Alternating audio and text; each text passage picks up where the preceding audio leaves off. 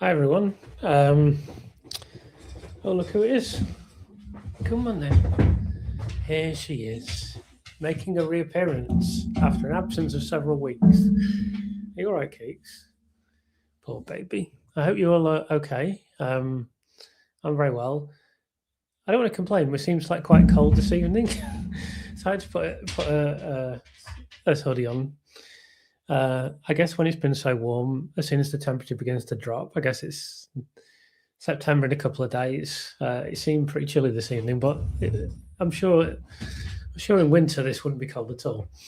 Yeah, I hope you're all well. I'll go through some hellos because you can say hello sooner now. So hi to Kathleen, hi to Lisa, hi to Reflective, hi to Sherry, hi to Barry, hi to Claire. It is indeed unexpected update. We'll get into that shortly. Obviously, I think we'll primarily discuss Thirlwall, but we can discuss anything. But I know you probably have lots of questions about Thirlwall.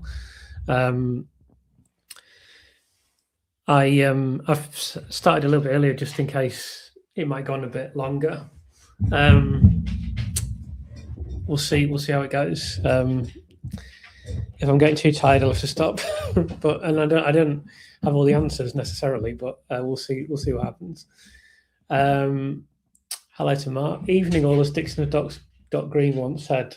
Yeah, I'm aware of Dixon of Dot Green, but I've not seen it. I must confess. Hi to John. Hi to Zoe. Hi to Range Crowsoft. Hi to Zebedee. Hi to Richard. September seems to be shaping up to be a very interesting month, at least Letby case. I think it's going to be extremely eventful. In fact, I know it's going to be extremely eventful. So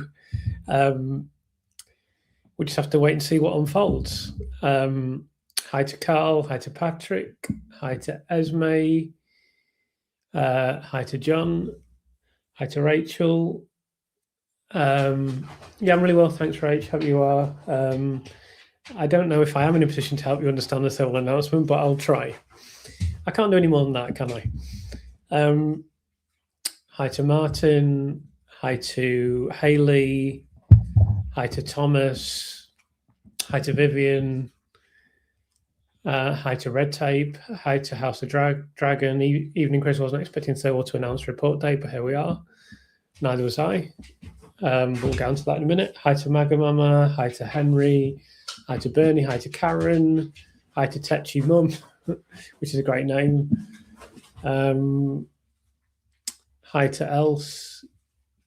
Hi to Margaret Dixon. Hi to Michael. Hi to Alexis. Hi to David. Hi to Steve. Hi Chris. Interesting development. Almost impossible for it not to have a knock-on implications one way or another. Yeah, I'll get into that in a second. I started to examine it, and I've examined it, the scenario in some depth, and so I'm going to release a video on the day of the announcement, and then possibly in the immediate aftermath as well. But I'll get into that in a bit. Someone saying they're not optimistic about Thirlwall. I can understand that. I don't think it's going to be something that we can be happy about. I mean, I'm genuinely fascinated to see what they say, but we'll get into that shortly once I've finished saying goodbye to people. Hello, rather. Good evening. It really is. United with a 5-2 victory will do me. Yeah, they looked a bit shaky early on, but had too much for Ipswich in the end. Hi to Mrs. Tigerbalm. Hi to Pat Gurney. Hi to Tink. Kika says hello. I hope you enjoyed a little glimpse of Kika there. Yeah, she's a bit clingy this evening. I mean, she's quite clingy generally, but she's particularly clingy this evening. As you can tell, I'm talking about her now as well. Hi to John. Hi to Sandra. Hi to Ali. Oh, first time here. Good to have you here. Hope you can make it again in the future.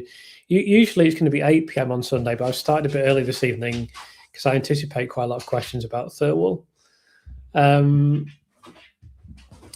to Anne. Hi to Claire. Hi to Misfits. Hi to Nicola. Hi to Karen Montano. Hi from Karen and Charlie. Hello to Charlie as always. Hi to Gwen. Hi to Julian. Good game by United eventually, yeah. They did quite well. It's been a strange season so far because everyone's still finishing their squads and loads of players are still, being left out, and it doesn't feel like most teams have settled down yet. Hi to Sarah, hi to Susan Speller, hi to Wiz Things, hi to Ross. Good to have you here, Ross. Hi to Zaina, hi to Shell, hi to Richard North. Hi to Mark. Hi to Pascal. Hello, everyone. I'm about 30% of the way in your book, Chris. Thank you for your purchase, and thanks for reading it. Hi to Kath. Hi to Barry. Hi to Rosemary from Northern Ireland. Hi to Nigel. Hi to Susan Speller. It did have the feel of the end of summer. I had to shut the windows because I've had the windows open for months, as you would. And I just thought, it's not warm.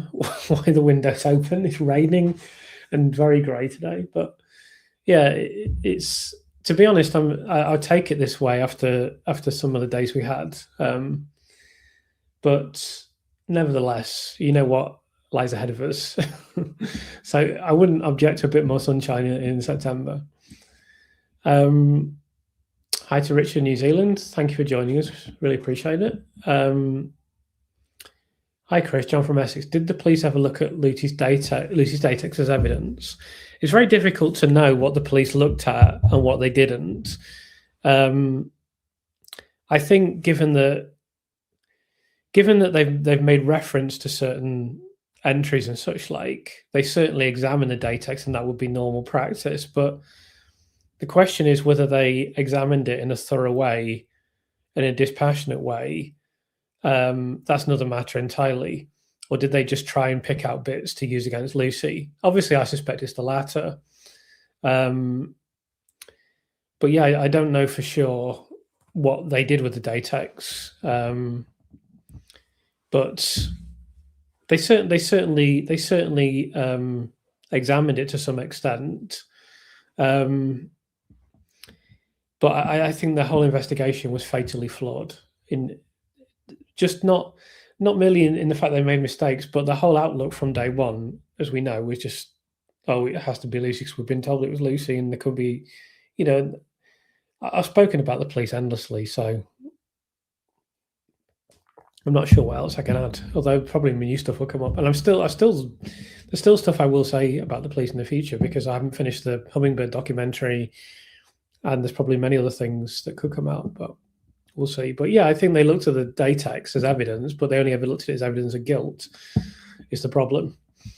Hi, Chris. Hope you're well. Do you think Thirlwall is given a release date because CCRC decision is imminent? Okay, so I'll start answering the questions now. So the first thing is, all of the legal advice that I'd received pointed to Thirlwall not releasing this report. The opinion of almost everyone I came into contact with was that they wouldn't release the report. Although I do know one person that said they will release it because of the expense involved, and she turned out to be right. I didn't think they would release it, and the reason simply for that is they face an enormous logistical task in writing something that isn't legally troubling, that is also credible, relevant, has some sort of substance. But maybe they won't worry about having some sort of substance. And of course, they're lawyers and they can get a lot of legal advice, so maybe they can skirt around the problems to some extent. But you'll see when I make my video, which will come out on the morning of the 15th, I may release that a little bit earlier than usual, depending on what time Thirlwall is going to do this live YouTube thing. So I'm not too sure yet, but you'll see when that comes out the problems that the Thirlwall Inquiry faces. And I'm not really certain exactly what they're going to say, but it's certainly difficult for them, considering several problems that they face. Obviously, there's the fact that the inquiry is completely unrepresentative of the reality because of the terms of reference is a massive problem in and of itself, but there are many other problems for them. So I think, in answer to your question, I think it's very likely that Lady Thirlwall has spoken to Vera Bird, and Vera Bird has said, look, we're going to refer this in the foreseeable future. Whether she gave a date, obviously, I don't know. I don't know whether this conversation took place, but I would be extremely surprised if it didn't. And Lady Thirlwall must realise, look, if I don't release my report now, it may never come out, and I failed in my role, and I've got a few quid in the lying on the outcome of this as well. And I'm not saying that she would do it just to get money, but we're all motivated by such things to a certain extent. We live in a monetary society. She understands that she's been extremely well paid already and will be paid more, presumably. And that has to be a motivating factor. But also, she will realise that her name is on this for the rest of her life. And if she doesn't get the report out soon, it won't be released. Now, when I started to investigate this, obviously I knew a fair bit about it already, but when I investigate the Thirlwall Inquiry in more depth, I think one of the big problems they've had, and one of the main reasons for the delay, is that they have to send out all these letters to people if the report mentions them. Now, that's a massive problem because the executive, originally, it's very clear what the original narrative of this inquiry was. It was blame the executives for everything and then say you need to refer cases to police more quickly, or basically immediately as soon as there's a suspicion or a spike, or a suspicion of a spike even. And that's what from day one, it's very obvious the narrative, that was what the narrative was going to be. David Conn wrote about this in The Guardian. And I echo his words completely. I think it's very clear that was the intention of the inquiry. But that became more problematic because there was this statement submitted to the inquiry from the executives, Tony Chambers, Ian Harmy, Sue Hodgkinson, and I forget who the fourth one is now.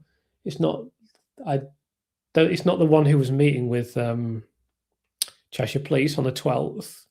It's someone else. But anyway, that you'll hear more about that when I record my video. But this statement is very critical of the Thirlwall Inquiry, makes many pertinent points, and points out that look what's in your documents. To criticise us would be very unfair. You should pause the inquiry. And of course, that's absolutely true. They absolutely should have paused the inquiry, but they didn't. So now Lady Thirlwall's left with a situation where she has to release a report, but there's all kinds of legal eggshells to tread on. And I think a legal challenge to this report is very possible. I couldn't put a percentage possibility on it, but if she was to say the hospital should have done this more quickly, the hospital should have referred to the police more quickly, the executives can challenge that legally immediately, and there's a very good chance that they will. Certainly, they would have had to be extremely careful with what they said about specific people, and this is probably where they've had problems with sending letters out, and then the executives will be very obviously receiving legal representation. Will be thinking and saying, "Well, we don't accept this. This is completely unfair." Look, and it's not a situation where they have to look at external things to say that it's unfair. They can just say, "What about this document in your inquiry? In fact, what about this document, this document, this document, this, and so on." So that's a massive problem for the Thirlwall Inquiry.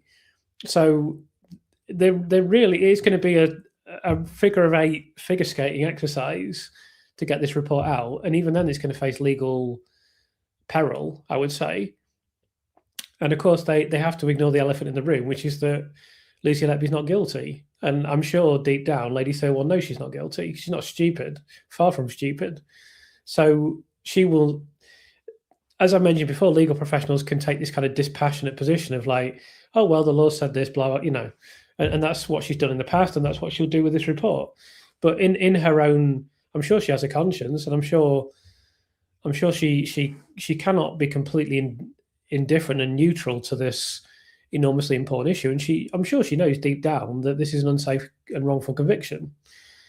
So it's going to be fascinating to see what they come out with, but I wouldn't want to have to write the report. I wouldn't mind the salary though. Maybe I would like to. Actually, I retract my previous comment. I would write that report. but it's a massive challenge, no doubt. Graham says, hi, Chris. Hopefully September will be a positive month. I think it will be. So let's just wait. It's going to be a bit of a roller coaster, but, just cling on for dear life, and I think it will be a positive month. So a few more hellos here. So hi to Rob, hi to Topsy Turvy, hi to Heidi, hi to Shodos W, Sue, I should say. Much easier way in Wales. Hope you're well out there. Hi to Linnea, hi to Chris Sheridan, hi to Heather. Hoping for good things this month. Just cling on, and it'll come. Hi to Grey Goose. Hi to Richard. Hi to Graham. Hi to Grace Hurley. Hi to Angela. Hi, Chris and all from North Norfolk. I'm looking forward to this live session. I have a question. Why is our justice system not after the truth? So a very simple explanation for that question, for a very simple answer to that question. We all think justice means what it says in the dictionary, whereas the justice system does not think that justice means what is said in the dictionary. And we think fairness means, or the word fair means what is said in the dictionary under the word fair. And those at the apex of the justice system do not think that the word fair means that. So their interpretation of things is obviously skewed by partisan reasoning and self-interest. But also their whole perspective on things is just a fair trial is this, justice is this. That's it. And I think if you're looking for justice or our understanding of justice in the justice system, you're going to be very disappointed. It should really be called the instead of the criminal justice system, it should just be called the criminal legal system. And that would remove the expectation of justice from it, which you shouldn't have. But of course, they don't want to do that because they like the idea that there is a just system and a fair system. So they like to use that word in a positive way when it suits them. But when they need to use it in a legalistic way, they're more than happy to do that. So the reason that they're not after the truth is because that's not what the justice system is about. The justice system is about process and just getting to the end of a trial. They just think, right, we followed all the policy and procedure. Everyone's been in court. There's been a judge. There's been a jury, barristers. Bang, someone's done the hammer. Right. I know they don't do that in British courts necessarily, but someone's sent down or someone's been acquitted. That's it. We're done. Whether it's fair or just, or whether it has any intellectual merit, is not relevant to them. They don't view it that way. So you have to try and get into the mindset of that, and it's very, very difficult because we think justice means what justice says in the Oxford Cambridge Dictionary, but it doesn't to them, is the answer. Evening, all from Stratford on Avon. Hi to Everyday Life. I'm in the middle of a thunderstorm, Yorkshire. We had a bit of a fierce one the other night. It got to my bedtime or past my bedtime, and the thunder was persisting. I was like, please just go away, because Keeks cannot ignore the thunder. It's impossible.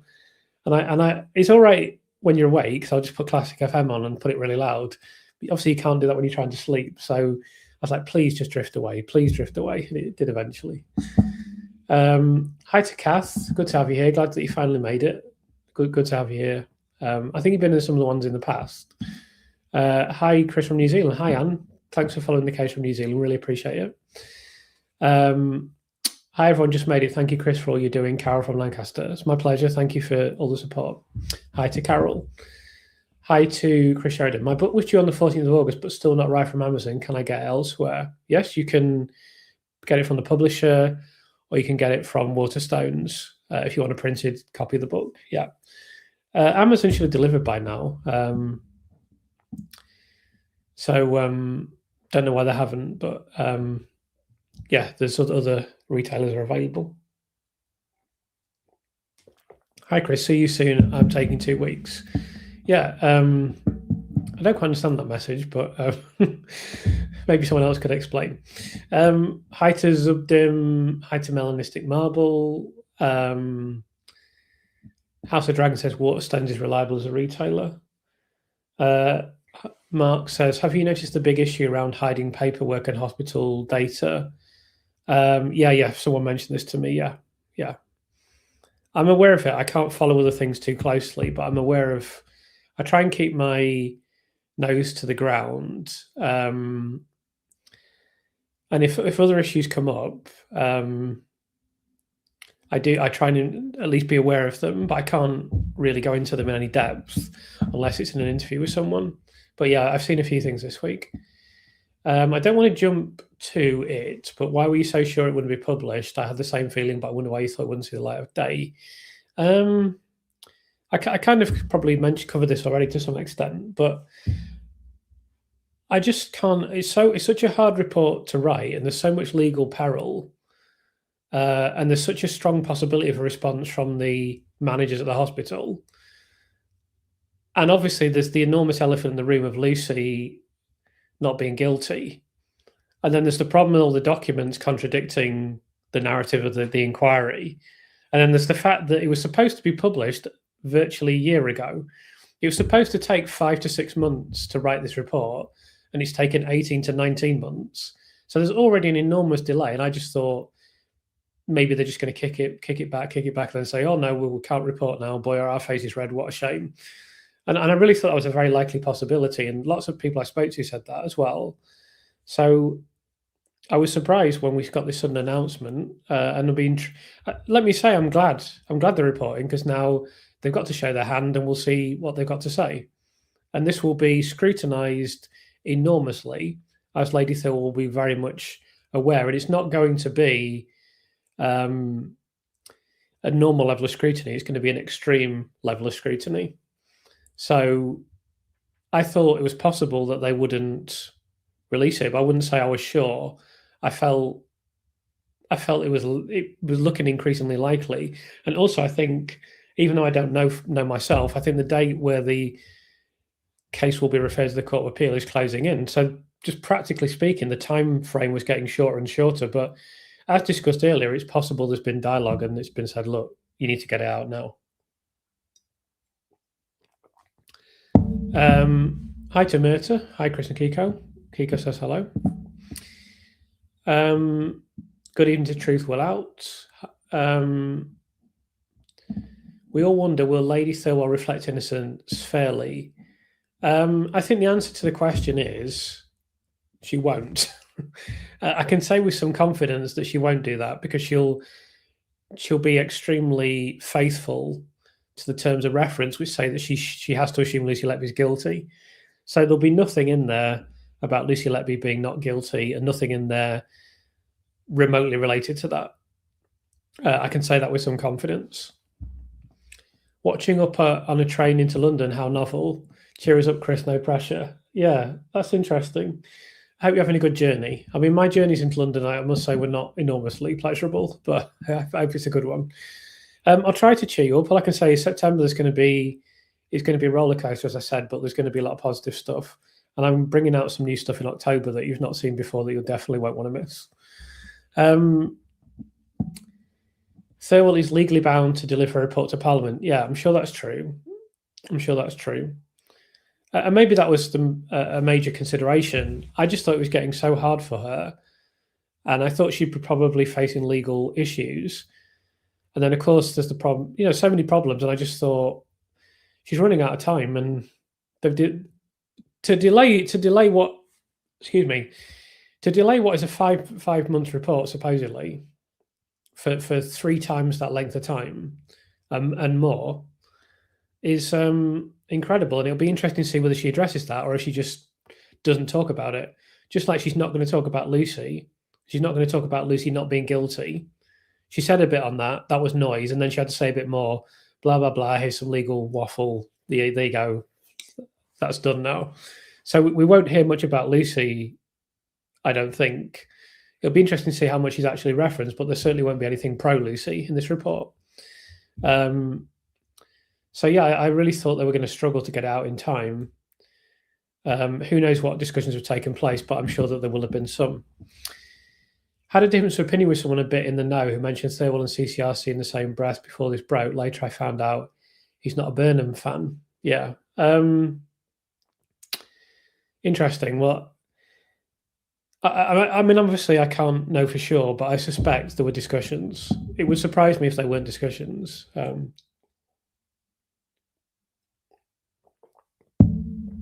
Hi to Mr. Apollo, Tom. The only case to answer is the horrendous workplace mobbing of innocent Lucy Letby by narcissist Stephen Brewer and his mob of merry. Yeah, I won't say any more of that. But yeah, I understand your point. I think we know what happened is very unfair. As I say, I'm glad this report is coming out, because now we'll find out what Thirlwall has got to say. It'll be on the record.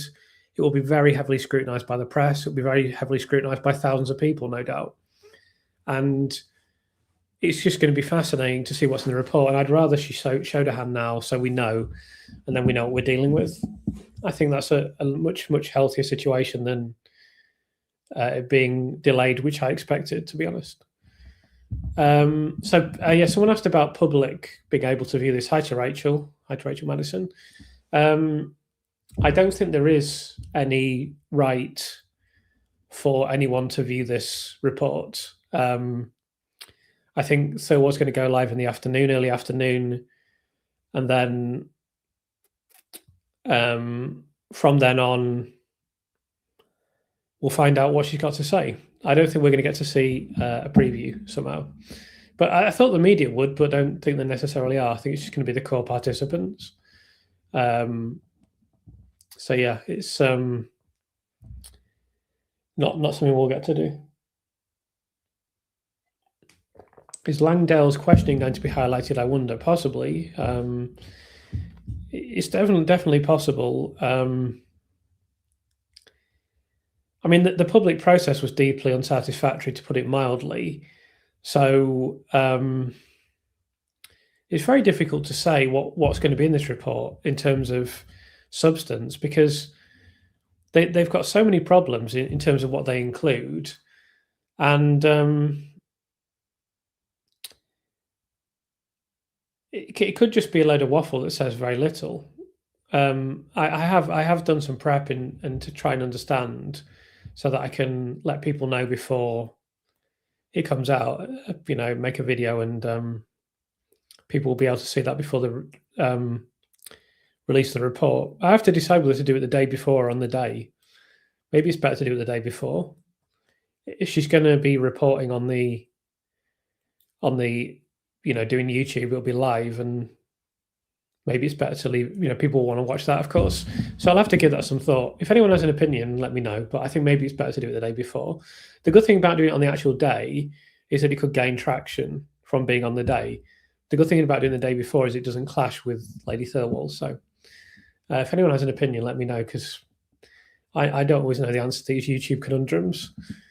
Do you think the removal of the Cheshire Police Chief has anything to do with the imminent Thirlwall release? Good question. It's not inconceivable that it does. But on the other hand, it may have nothing to do with it at all. We just... it really, really depends on what they put, because theoretically, the Thirlwall Inquiry report shouldn't really include the police very much, even though there are police documents in Thirlwall, because it's not really about that. They have to assume Lucy's guilty, so really the police investigation is irrelevant.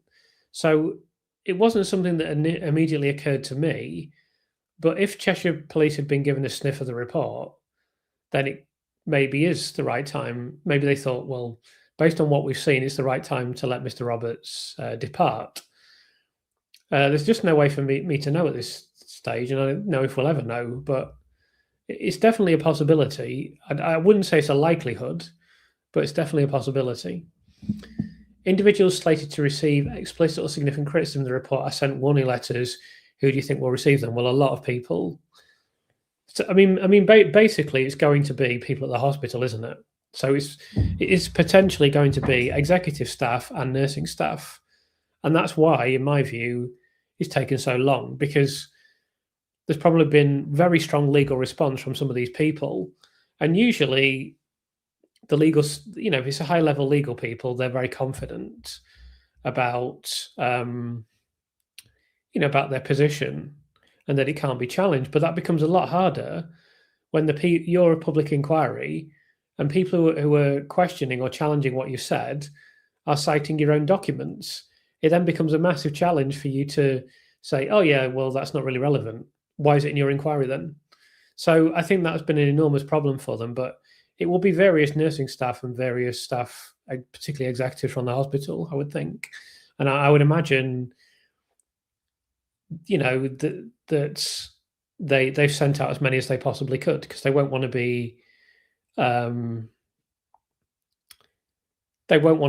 short of that. They won't want to sell people short and not give them a letter when they are involved. So they'll definitely err on the side of caution in my estimation. Hi to So Hard. Hi to Lorna. Hi to Else. Oh, sorry, Else just saying hello to someone else. Will Thirlwall be 48 hours of sensationalized headlines before serious journalists step in, unpick the details, and get us back on track? I suspect so, yes. It's going to be so difficult for them not to write things that aren't contradicted by their own documents. Almost impossible, I would say. So it's going to be very interesting to see what happens. But yeah, I think, September is going to be a big, big month for this case, no doubt. And lots of stuff is going to happen. I think there'll be some major newspaper articles on this in the very foreseeable future, for sure. Hi, Chris. Surprised about the report being completed. I wonder, are there any professional standards, conventions, or rules around inquiries and their conclusions? Well, they're bound by an enormous amount of legal precedent, firstly.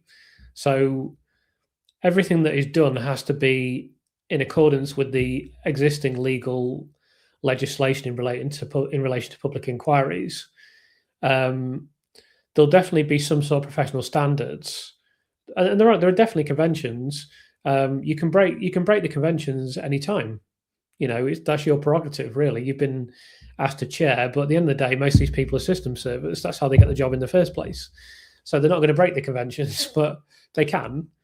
Lady Thirlwall could say, I called you here today to say that I realised that writing a report is ridiculous because it's very obvious that Lucy Letby is innocent, so I haven't. But I mean, she's just not going to do that, because she'd be jeopardising her own reputation, career, financial position. Maybe there's even legal ramifications.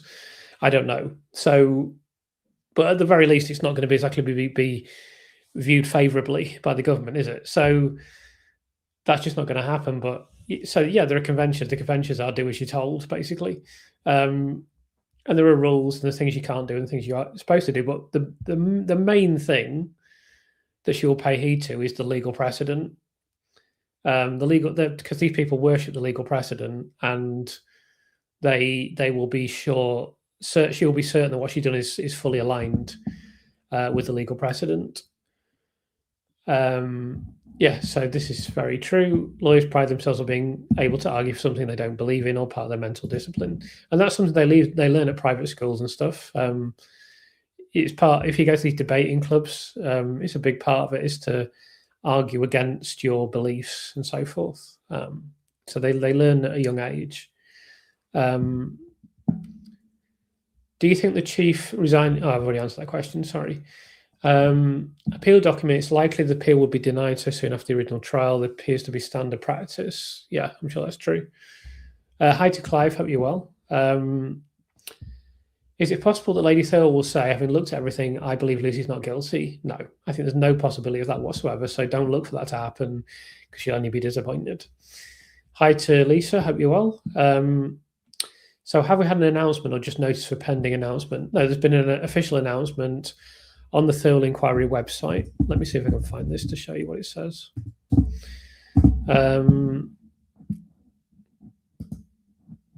Find news. Here we go. Right. Can I work out? I always forget how to use this system each week. Is it this one? Yes, it is.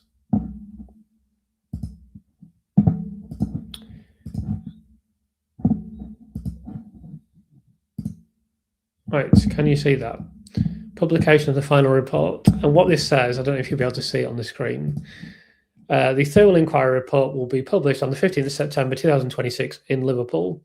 The day of publication will start with an opportunity for inquiry participants to view the report in advance of publication in accordance with Rule 17 of the Inquiry Rules 2006. This will be followed by Lady Justice Thirlwall's remarks when the report is published, which will be streamed live over YouTube. Any members of the media wishing to attend should contact the inquiry's media team. So what I could possibly do is release my video the day before and then do an immediate response or quick response and then do a lengthy one a couple of days later. I don't know what I'll do. I have to give it some thought. But yeah, that's what has been said recently. So it is an official announcement. I doubt they're going to back away from this at this point in time. Hi, Chris. The book was excellent. Evening all from Scotland. That's really kind of you. Thank you.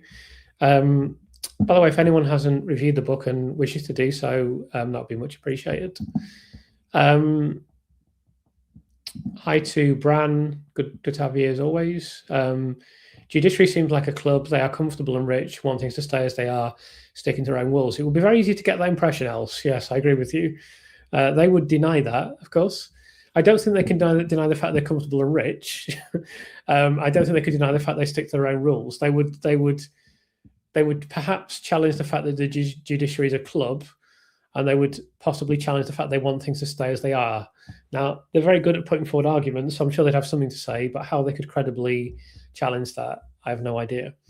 By the way, thank you to everyone for attending. We're on 333, a very dangerous score for a cricketer. Graham Gooch famously got out on 333 once, but yeah, it seems like we have a steady over 300 people now. We got over 300 last week. I won't assume we'll get over 300 every week, but that's really, really nice. So thanks everyone for being here. We have a pretense for justice system the same way we have a pretense for democracy. Yeah, I agree with you completely. I agree with everything you said. So I can't add anything. A judge once said to me at a VAT tribunal, the law is not required to be fair, it's required to be obeyed, which, when I think about it, that's true because fairness is subjective. Yeah, I suppose that is true, and I accept there has to be policy and procedure in place, but surely if there is a legal verdict on something, and particularly if it's a legal verdict on something important, it must have intellectual and evidential merit. If it doesn't have intellectual and evidential merit, then what is the point in the law? Just so they can follow their own policy and procedure and say, oh, look, we followed our own policy and procedure. That's not what people expect from the legal system. And it's called the criminal justice system, not the criminal legal system, as I mentioned. So we should have an expectation that the justice system will deliver justice. And if we don't have that expectation, why does it exist, apart from to make some people who are already wealthier than they are and give them more money they can't possibly spend? It strikes me as an anachronism to not expect justice from the justice system. I mean, what's the point? Why does it exist then? Let's go on a little bit. Thirlwall will be aware of the possible public disquiet once the wider population are aware of the depth of injustice, and that will surely be priority in the writing of the report. Well, she does have to absolutely pay heed to that. There's so many things to consider, and these things are such a massive problem, which makes me think it'll be extremely watered down. But even taking that into consideration, it's still very difficult to see what she can actually say. But, we'll find out soon enough, I guess. Hi, Chris. The lives of future neonates and neonatal nursing are in Thirlwall's hands, which is wrong. It should be an experienced medical body. I agree. And the idea that they're going to say refer cases to police more quickly is extremely dangerous, as we know by now. And the fact that she can just do that to in what, 15 days time, 16 days time, she can sit there and go, right, just refer cases to police really quickly. It's scary. It will be calamitous for the NHS, be calamitous for nurses in particular, but maybe other healthcare professionals as well. It's not always nurses that are wrongfully convicted. Doctors can be wrongfully convicted as well. And it's just a disastrous concept, even if the police were competent, which we've seen Cheshire Police were not. But, I mean, one thing she could say, whether this would be within the scope of what she's allowed to do, I don't know, but she could make a recommendation saying there needs to be a specialist body that deals with this. There needs to be a specialist panel that looks at stuff before it goes to the police. Whether she can do that or not, I don't know. I've no idea what she's allowed to do and what she isn't allowed to do. But it seems to me that's a no-brainer that should be in the report. But whether it will be or not, we'll have to wait and see. Hey Chris, the old brown or pink noise helps me drown out all the crap going on around me. My sleeping patterns are getting worse. Sorry to hear that. Hope you're okay and there's not too much chaos in your neck of the woods. Evening, Chris, love from France. Hi. How do I say this? Gigi. My eyes are going. Gigi. Good to have you here. I'm logging in from Antigua. Just finished clearing up from a tropical storm. Great fun. Keep up the fantastic work. Wow. Hope you. It's always interesting to know people are listening all over the world, and hope things are not too bad over there. Sounds quite dramatic. I guess they can't be too bad if you're able to tune in, but hopefully you're okay and everyone's safe. Do you think Thirlwall needed to release something, anything, so much money and impossible to scuttle under a rock? Could Thirlwall actually recommend a referral based on the evidence that's been uncovered? So firstly, I think there's a very high possibility that the money spent was a motivating factor. Lady Thirlwall can do whatever she wants. She's an autonomous human being and she can do whatever she wants. So she absolutely can recommend a referral. She won't do that, but she absolutely can. She can say anything. We're all autonomous human beings and we're all in control of what we say. Sometimes there's consequences for things we say that we don't like. You know, I've explained to you many times that when I thought about whether I was going to write my book, I didn't know I'd be sitting here on YouTube, but I knew I would become more public. I knew there'd be consequences that I can't control and that I don't always like, but you know, that's part of life. You know, I don't know if I've ever mentioned to you this analogy of the arcade game Outrun. So this was from the 1980s. Some of you may remember it, many of you will not. But Outrun was a driving game where you drove a Ferrari, and at the end of each stage, the road used to fork off in two directions like this, and the game would change depending on which direction you went, or at least the scenery would change. And that's a situation we often find ourselves in life, or that almost everyone will find themselves at some point in this situation where they know there's the right thing to do, and they know there's the easy thing to do, and you should choose the right thing. And you've always, sometimes the right thing is far more difficult, and there's consequences you don't like, and you have to deal with things that are onerous or challenging or difficult or painful or whatever it may be. But people that have character and courage do the right thing. So she can absolutely do whatever she wants. And her hiding behind the terms and reference and all that is just, I hesitate to call it cowardice because it's a very difficult position, and I accept that. And she's in a difficult position. I've said this previously, and I'm happy to say it again. But she's not in an impossible position. She can do whatever she wants because she's a living, breathing human being. Do you think the Thirlwall report will in any way point to the fact that Lucy's innocent? No, I don't, for the reasons I've mentioned previously. Wow, that wasn't the answer I was expecting about truth. So we could spend months as a juror, and in the end, we've just been a pawn in a game. Yeah, pretty much.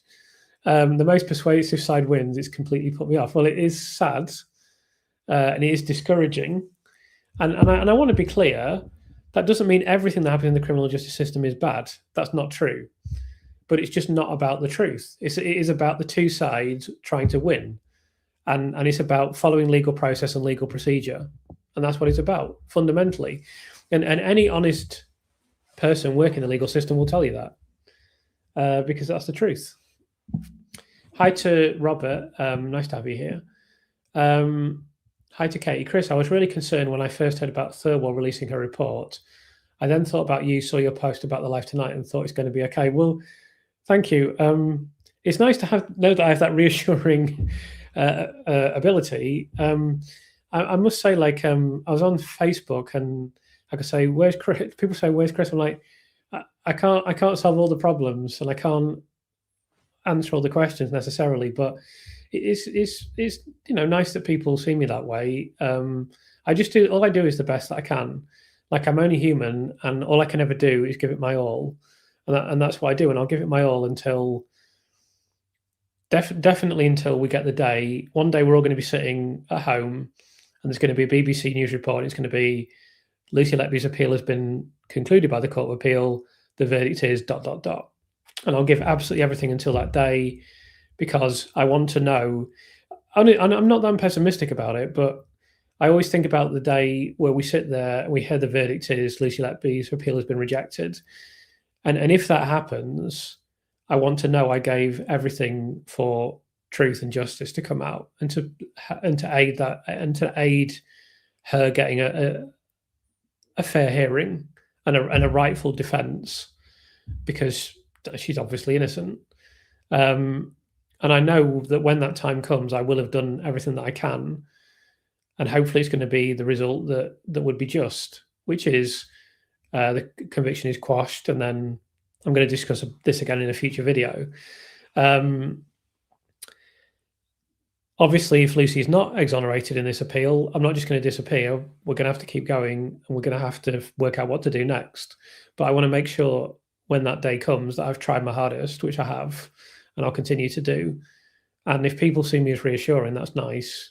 But please always remember, I'm just one human being, and I'm not superhuman, and I'm not infallible, far from it. So I just do the best I can. Wish the whole process with the CCRC would speed up a little, taking too much time. But I guarantee if it was one of their relatives in the same situation, they'd speed it up. I know how you feel, Matt. A lot of people feel that way.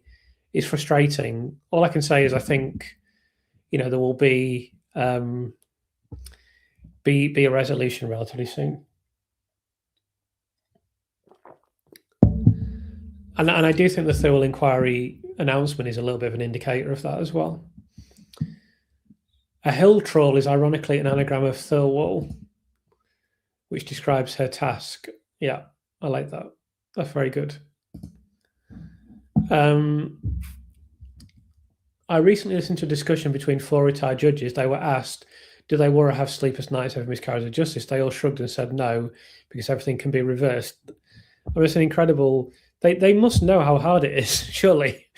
I mean, they make you... It's like Evel Knievel. What he used to do is like a piece of cake compared to the hoops they make you jump through. I mean, it's absolutely crazy. But they're complacent. I've said before, they're all complacent about the system. They all have the very self-serving view that the system is wonderful because they work in it. And I'll say this, and I'll say this again. I've said this before. I'll say it again. If you become a millionaire because of a system, by definition, you're going to be more receptive towards that system. Like I can't remember if I've made this analogy publicly or not, but I liken it to the live golfers. So I don't know if a lot of you will know about live golf, some of you won't. But basically, a load of really good golfers got offered a load of money to play in this Saudi Arabian golf competition. And surprisingly, a lot of them said yes. Not all of them did, but a lot of them did. And, they knew, there's this famous leak of Phil Mickelson, who was a top golfer, who passed his best, but he was probably the second best in the world after Tiger at his best.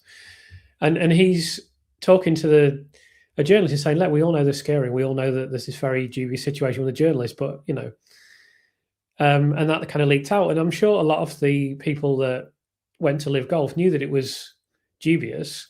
But at the end of the day, if someone says, come over here and we're going to give you an astronomical amount of money to play a bit of knock-around golf, then you're going to do it. I mean, or some people are going to do it for sure. I'd like to think I wouldn't if I was already financially secure, because the PGA Tour's a more credible competition. I would think, well, I don't care about having however many more million when I'm already completely secure financially. I'd rather play on the PGA Tour in the credible tournaments personally. But it is very much like that. As soon as someone, here you go, Mr. Mickelson, wow.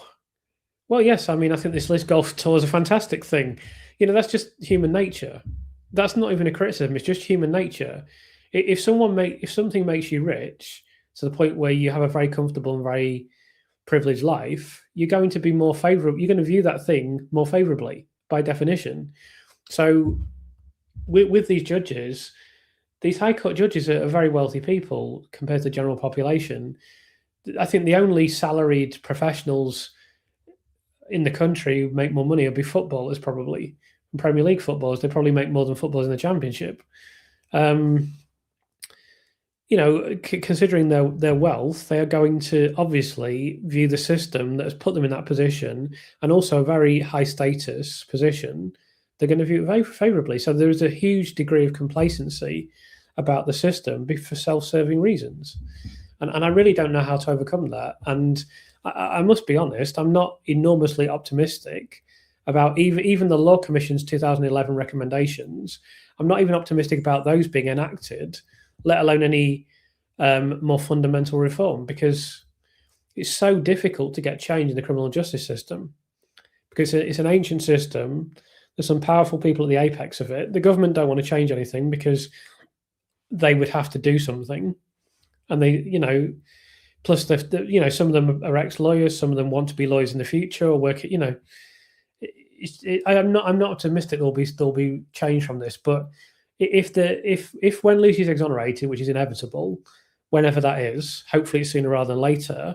Whenever Lucy's exonerated, as I've mentioned, it'll be a story of nuclear impact. If there cannot be reform in the aftermath of that, then we might as well just give up completely, because there's never going to be any reform. That's all I can say. Could there be information leaked from these letters? Possibly. There's going to be a lot of legal consequences for doing that, but yeah, I'm always hearing. I mean, I've avoided it because I won't play this game for ages, if at all. But I'm always hearing stuff's been leaked about Grand Theft Auto and stuff like that. So, and that's worth billions.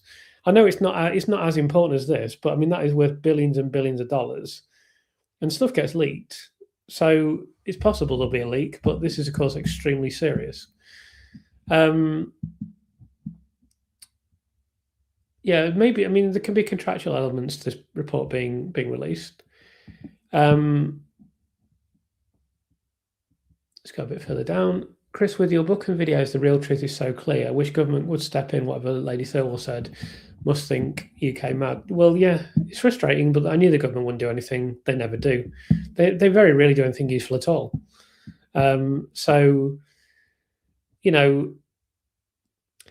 don't want to talk about this too much. I've talked about it in the past, but I mean, I got on a train the other day. It was a connecting train. I've caught this train a few times now because I meet friends and I meet them in the same place every few months. And I just know when I get on that train, there is not the slightest prospect that I will get a seat on the train. And there's an outside possibility I won't be able to get on the train at all. In summer, if it was a really hot day and I had Keats with me, we wouldn't be able to get on the train. I'd just have to say, look, I can't come, because Keats could die on the train. Oxygen is like the most thing you're going to get. You're not going to get any space. You just have to stand there between the carriages. I mean, I had to run away all along down the carriages to find a carriage that I could even physically get on that without breaking Newton's law of limited space. And the reason I'm telling you this is that's just indicative of how poor the infrastructure is in this country and how poor everything is. I mentioned Peter Hitchens' comments on trigonometry. This whole debacle is indicative of the very poor state that Britain is in. I think many of you watching know this, if not all of you. And it's sad, but what can you do? I mean, that's why part of the reason I decided to help with Lucy's case, apart from the fact I'm very passionate about it, is because, I thought, well, here's something I can do to make a difference. Once I realised this case was miscarriage of justice, I felt it was essential for me to do something. But yeah, I think the state of the country is pretty distressing. It is to me, anyway.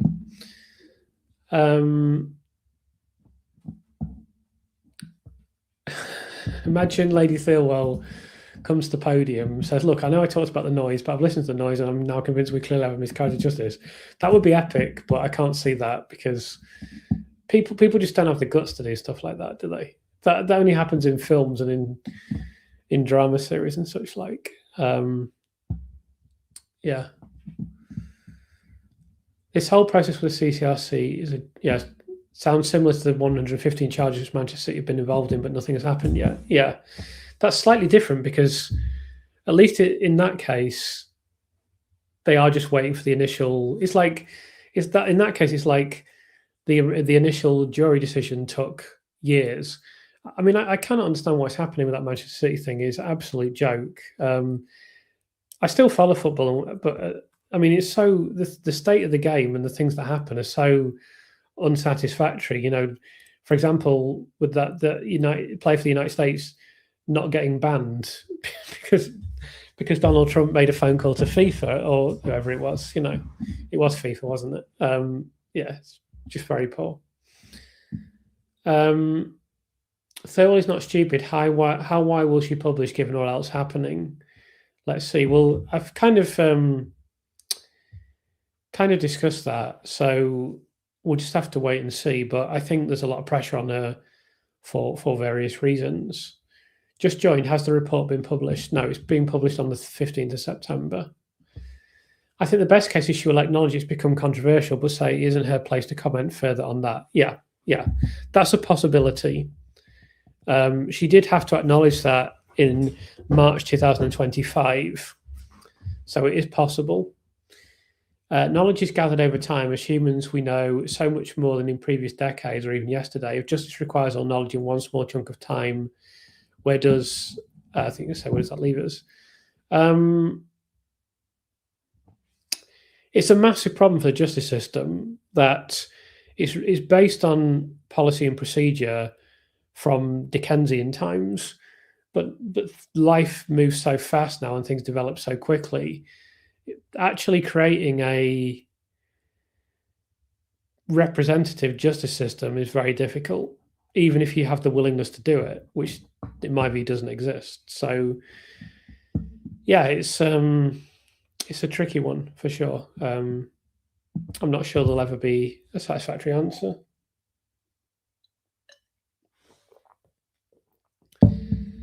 Do you think the live screening on the report is significant?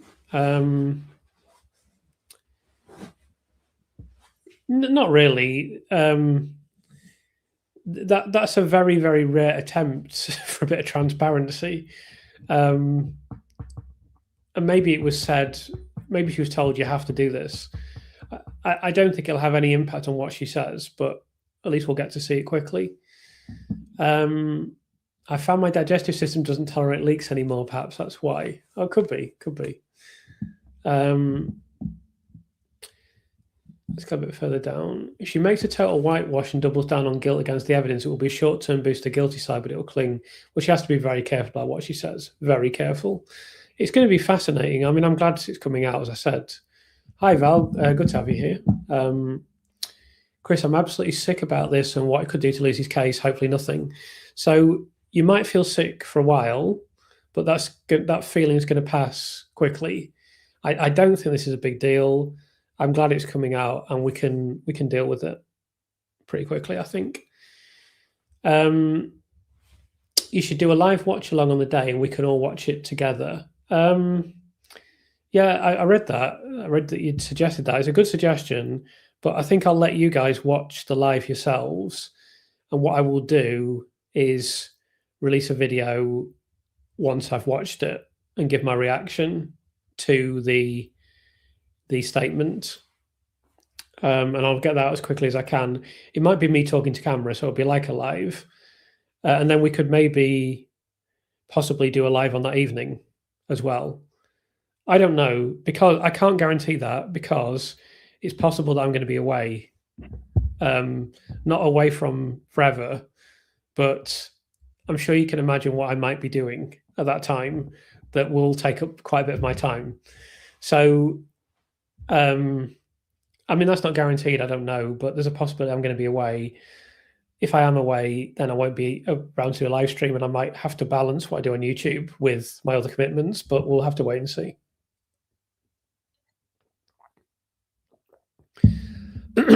Excuse me. Let's go a bit further down. Yeah, I think this is true, Bernie. I think you're absolutely right. I think this is very likely. So I mean, the first two bits I think are very likely.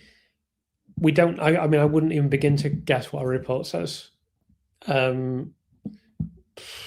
It's possible. You're right, but we'll just have to wait and see. So they could, as John suggests, double down. I don't think they will. I mean, I've prepared my video that may come out on the 14th or may come out on the 15th. Based on what I've read, which obviously I can't read every single. I mean that's not true because I basically have read every single document that submits the Thirlwall Inquiry. So I was going to say I can't, but I have. So based on my recollection, obviously I can't remember. Let me say that I can't remember every single document that's been submitted to the Thirlwall Inquiry, but I think that based on what I can remember, they can't double down. They can't, because it will just face immediate legal challenge. So it's a really delicate. It's like walking through a minefield, right? In this report, it's going to be so interesting to see what they say, but they can't double down because they would face massive difficulty. So I don't know what will happen.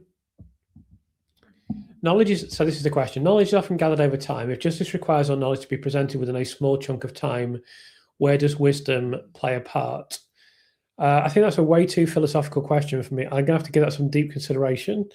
I can't give an instant answer. I think what I would say is that wisdom is a quality that is all too lacking in the way that our society is organized and in decision making at the highest levels in particular. Everything is, you're contrasting there the immediate with the more enduring and something that occurs over a longer term. And everything in our society is geared to the instant. So much of what you hear about in Parliament is to do with economics, and so much of economics is focused on GDP, and all that is a basic measure of how much economic activity took place over the last 12 months. This much, and then that's it, and that really dictates a lot of things that happen. So I think wisdom is almost absent from the criminal justice system, from the government, from decisions that are made. It's conspicuous by its absence, I would say. I've mentioned this before. Let me mention this quickly. So I heard this interview with Kenneth Clarke. He used to be the Chancellor of the Exchequer, and he was very critical of Keir Starmer. Obviously, he's not the Prime Minister now. And he said what Keir Starmer failed to do was he gave an example of when he was a Chancellor, and he said, look, we're doing this. It's going to be some short-term pain. Then this will happen. In the long term, this will happen. That's why we're doing it, so on and so forth. And that's what happened. And he said Keir Starmer fails to explain and articulate, we are doing this. This is why we're doing it. This is what will happen. It might be not going to be in the short term. This is what will happen in the long term, and so on. And I thought, you're absolutely right in everything you've said. But the difference is, you were the Chancellor in the 90s. Now we have this insane culture that moves so fast with so many things happening. There's obviously social media just makes things happen like that. That's why political satire is so difficult to do on TV, for example, because it just moves so quickly. And you have to write the sketches and they're already out of date before you've even written them. So I think wisdom, kind of carefully cultivated, wise, thoughtful, considered opinion survive in this society now. It's certainly very difficult because of the incredibly fast-paced nature, and everything also is geared towards more extreme opinions, and things are algorithmically geared towards that. I really try hard not to play into that, but even I have to think about my titles and try to present them in a way that they will. It's not even so much that people click on them. That's not an issue, because I know people will click on what I produce to a certain extent. The problem is making the system show the videos to people in the first place. So yeah, these are all problems in answer to your question. I'm absolutely miles behind the chat this week. I don't know if I'm going to be able to do 3 hours because I'm really tired. But I'll maybe have a break and get some chocolate at some point and see if that wakes me up. I expect some sort of reverse ferret. It's possible.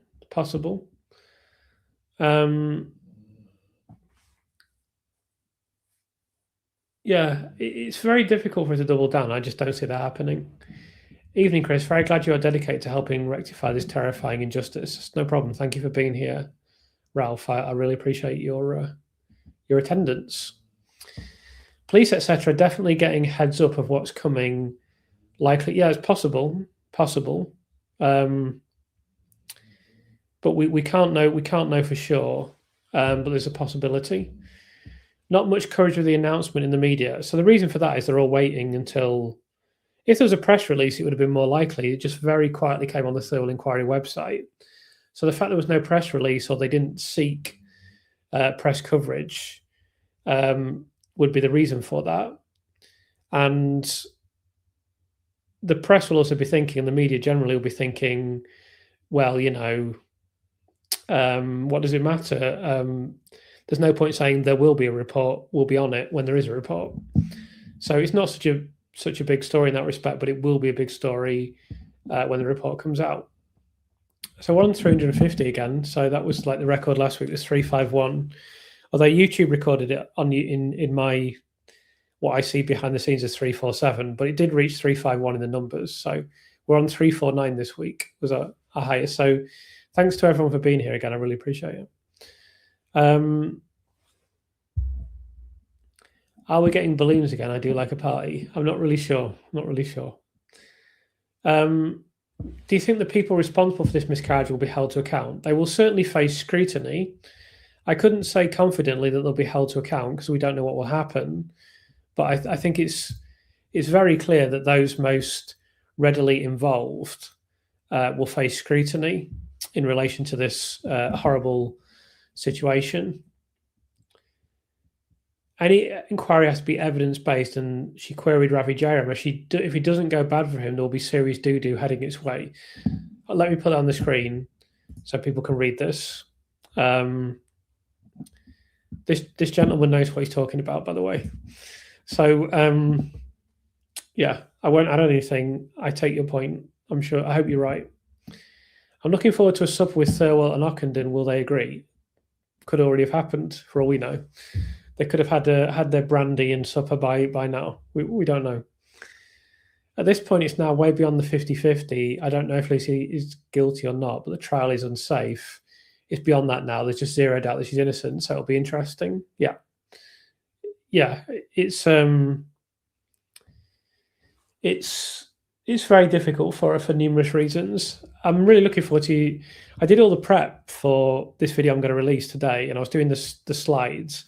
So when you see the image change, I have to make an image of that and make them all separate images so I can flick through them. It's not like a PowerPoint presentation. It's just something I do in quite a rudimentary way. And I think there was like 121 slides for this presentation. And I've made a thumbnail. I can't wait. I was looking at the thumbnail and I was thinking, I just can't wait for the thumbnail to come out. But yeah, I think you'll like the thumbnail. But it still should be a really interesting video for you to watch when it comes out. I can picture Thirlwall and Baird meeting for afternoon tea. Yeah, so can I, but not in a public place. Because they're well known enough that wouldn't happen, but I can easily see them having met for afternoon tea. Yeah, I wonder which media will attend on the 15th. Well, I'm reminded of the line from Terminator 2, where they're blowing up the Cyberdyne Systems workplace factory. It's not really a factory, is it? Laboratory, perhaps. And the police start arriving, and someone says to John Connor, how many police are here? And he says, all of them, I think.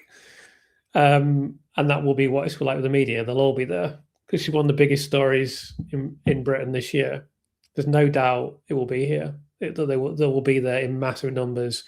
It'll be more. I mean, I would imagine every major publication, every major radio provider, numerous television channels will be there. Anyone that has any pretense of providing news will be there, without exception. It is going to be a big deal. Yeah, I mean, this. I agree with this completely, but I wouldn't like to predict exactly what she will say. I did try to have a look at this, but it's very challenging for her So that's why I don't think she'll double down. I think she'll have to tread very delicately for numerous legal reasons. Hi, Chris. I'm most of the way through your book. It is well written. You've put so much information in. Thank you so much for all the work you've put into it. It's my pleasure, Peter. Thank you for reading. I really, really appreciate it. Will Thirlwall take question? Very good question. I doubt it. I doubt it. Because all the questions would be, how the hell can you write this report when Lucy Letby? What about Lucy Letby? What about Lucy Letby? What about the CCRC? What about the Court of Appeal? I can't see it. But it might. Maybe she will. Maybe she'll just say over and over again, I can't comment on that. I can't comment, but she can look pretty ridiculous. So I don't think there will be questions. But I could be corrected. I could be wrong, but we'll see. Could you do your longer program the day before, but do a live discussion after it's been released, maybe that evening? So what I think I will do is I might do my long video, bring that out the day before. It all depends on what time Lady Thirlwall is going to speak, and it all depends on what time she finishes. Because what I really want to do is get a video out on the day that it's released, because live streams are great, and I definitely want to do one for you guys, but you're not going to get the casual person joining a live stream, obviously. So this is a big opportunity to tell people the truth on the day.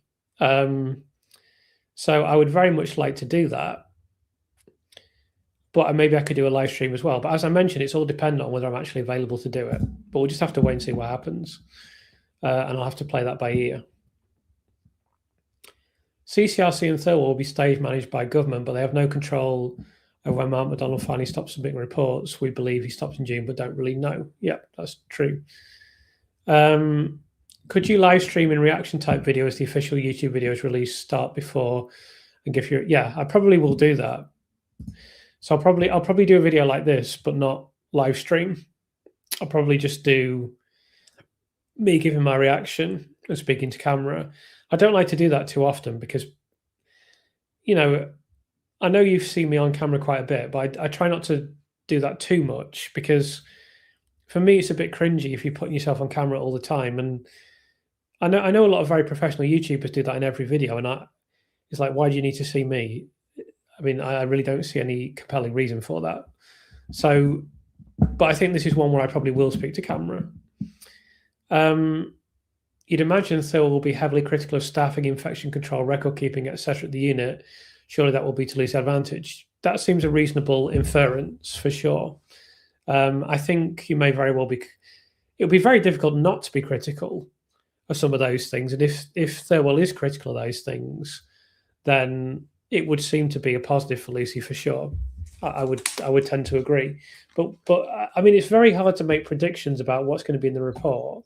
But if the report completely ignored the problems at the hospital, then it's just such a difficult task for them because of how strongly the executives have come back. And they haven't just come back saying you're not being fair on us. They've come back to say there's very serious question marks about whether this is a safe conviction and whether Lucy Letby is guilty. So they've gone in full all the way, and they will have very good lawyers. And you cannot blame things on them, but they must have sent letters out to them. It's just going to be very, very difficult for them, but we'll have to wait and see. How can a High Court judge, after months of inquiry, ignore the doubt from the testimony of the only eyewitness to anything suspicious and who is this fishes a harbour market? A good question indeed. It'll be interesting to see how, if the report refers to J-Ram and Brewery. Yes, it will indeed. Guessing, yeah, I think you're right. I think live comments will probably be switched off during the Thirlwall YouTube stream, indeed. Can you just bear with me a second, guys? We'll be back in 2 minutes. Just give me a minute.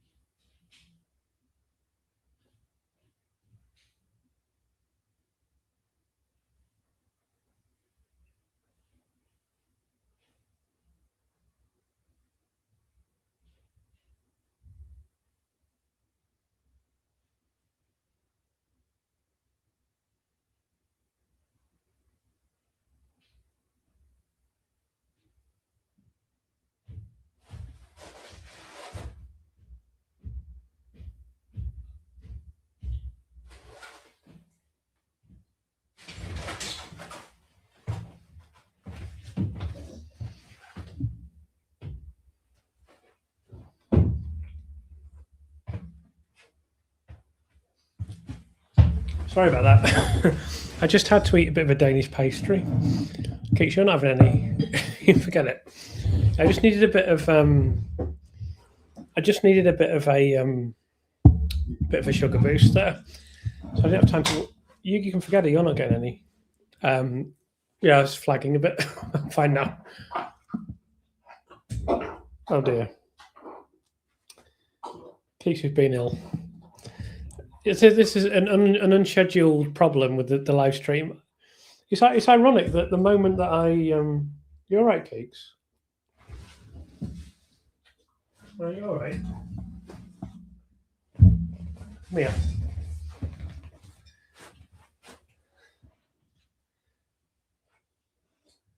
Right, that's okay. That's fine. That's just because you want you.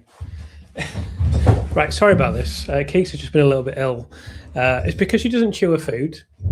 She every so often she'll be sick, and she just throws up food that is just in the original form that I gave it to her. Not with any sick, just like your body can't handle this, Keeks, because you can't digest like. And that's what she's done. So sorry if that's unpleasant for you. So that was an unscheduled break, but let's get back to where we are.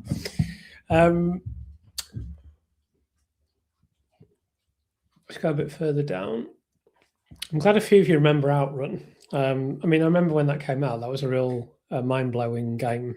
Very memorable arcade game.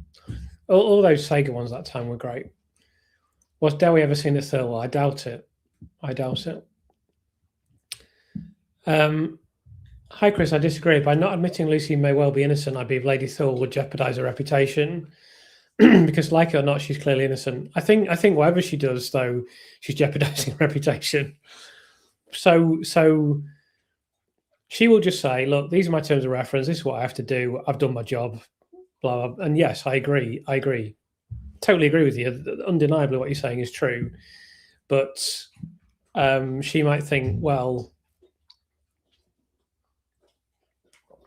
I'll take the long-term pain over the short-term pain. But she can do whatever she wants. The right thing is very difficult to do whilst working in the NHS. That's probably why poor Lucy's in the current situation. The NHS hates people who do the right thing. This seems to be the case, yeah. Chris, will Mark McDonald get a preview of the Thirlwall? I suspect the answer is no, but why? No, he won't, because he applied and Lucy's legal team applied to be what are described as core participants and was declined that opportunity. So he won't get a preview of the Thirlwall report. I have a bad feeling about this. I wouldn't put it past the legal establishment to insist on upholding the conviction. We have to be aware that's a possibility. All I can do is do my best until that day I discussed earlier. I know I'm only a very small factor in this, so I'll do what I can, and I won't give up until this is over. You know, please be advised, I'm not a quitter, and I will just keep going until this is over, whatever I have to do. So we'll get there in the end. Hopefully it's going to be soon. And I think there's a good possibility that will be the case. We'll see. I'm wondering what the knock-on effect will be for the NHS following this report, because surely it will be scathing towards it. There has just been a new framework for leadership set out. Good question. It's clear the NHS is going to face consequences from this whole debacle, as it should. Now, I can't predict what those consequences will be, but I think that I guess that in this circumstance, rather than it being the broader NHS, it's really one hospital, so maybe it won't have an enormous impact. But I do think you raise a very valid question, and there has to be fallout at some point. I mean, you know about what goes on in the NHS. I know for a fact. And then in addition to that, there's obviously the maternity scandal. And then there's Lucy's case. Something has to give at some point. So yeah, I don't know, but there has to be a knock-on effect at some point. Have you thought about asking Rachel Aviv to join you for a session on Lucy Letby analysis? I'd love to have Rachel on. I've not managed to get in contact with her so far. I hope one day I speak to her because I have a lot of admiration for her. But I don't know if that will. I think she would be reluctant. I don't know. I'm not speaking for. I mean, I'm speaking for her, but I don't know for sure. But I have a feeling she'd be reluctant while Lucy's still in prison. But maybe when she's been exonerated, Rachel might come on then. Hopefully. No, I mean it hasn't been covered very much. But as I've mentioned, the reasons for this is because they're going to cover it in depth when the report comes out. So you're asking me about the Chillenden murders and Michael Stone case. The answer is I don't have time to look at any other cases. So the answer is no. By the way, I've got some amazing guests coming up, hopefully. Some really, really high caliber people with very relevant expertise have contacted me. So I hope I'm going to be able to have them on the channel fairly soon, but we'll see. In fact, there's going to be so much content in the next couple of months, I don't even know what to do. I'm actually going to try to record as much as I can over the next few days and give myself a bit of a break, because from middle of September, things are going to go crazy for me, no doubt.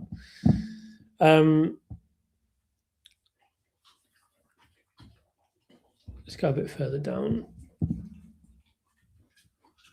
Lady Thirlwall knows she'll be under immense and immediate scrutiny. Absolutely. Public pressure is important. Originally, the Labour government weren't going to U-turn on winter fuel, PIP, and more recently, some on early release scheme. Yeah, public pressure is always critical. All systems, major organisations, major systems, they know, and they know very well, that they are vulnerable to public opinion. That's just a fact of life. Don't get me started on trains. Hadn't used one for a very long time, but got into my thick head. It'd be a nice relaxing change. No, it's not always a nice relaxing change. Sadly, if you get on a train that if you get on at the first station, it can be okay, or if you get on a train that isn't busy, which are few and far between, then it can still be okay. But apart from that, you want to get, unless you're getting on like the Orient Express or a steam train or something, it's not going to be very enjoyable usually, unfortunately, which is a great shame because I don't like driving or cars, but now I don't really like getting on the trains either. So it doesn't leave you many options, does it really? I mean, I've not learned how to fly yet. So yeah, it sucks really, but what can you do? If Hera Baird has advised Thirlwall on when to publish based on what she knows about the Letby case, that is seriously sketchy. Well, I don't know, but I mean, I think it's inevitable there would have been conversations because the two feed into each other. I don't know what form those conversations would take, but I think it would be inevitable. But obviously, I don't know for sure. Maybe there hasn't been. Maybe this is entirely independent, but I doubt it. So this is a very good and important question here. I wonder what the report's impact is going to be on Operation Duet. Hopefully the suspect's legal team will push back and Operation Duet will collapse. So obviously there's Operation Duet and there's the untimely demise of Mark Roberts. So that could indicate that they've had a bit of a sniff of the report and they know that there's something coming that is not good for Operation Duet. I don't know. That could be complete rubbish. We'll just have to wait and see. But certainly what Thirlwall publishes will have a significant impact on what Cheshire Police do coming forward. I'm just going to have to eat the rest of this because otherwise Keith's just going to beg for it. Right. That's all right.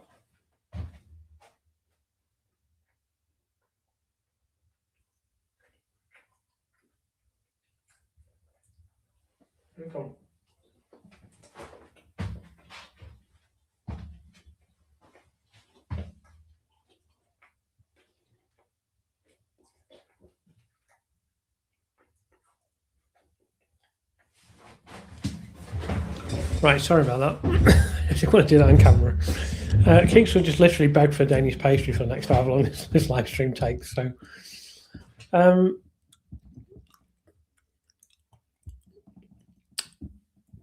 So I think with regard to this comment, the report will get enormous media coverage, no doubt.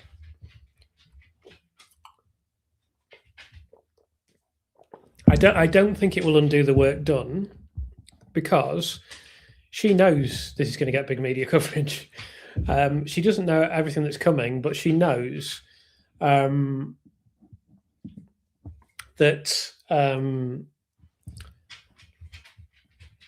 I mean, I can't imagine any newspaper not covering this.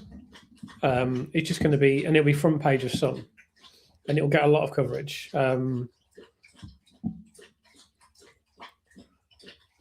So yeah, this is not going to undo the work done. You're going to see September is going to be a very important month. Chris, you've pulled so much data from Thirlwall. Even if the headline is not great, could the report be helpful for future summaries? Oh well, I mean, it'll be critical. There's going to be some critical stuff in there, and I'm going to be very busy scrutinizing it with a lot of other people, and I'll bring out what I can as and when I feel I'm able to. Yeah, it's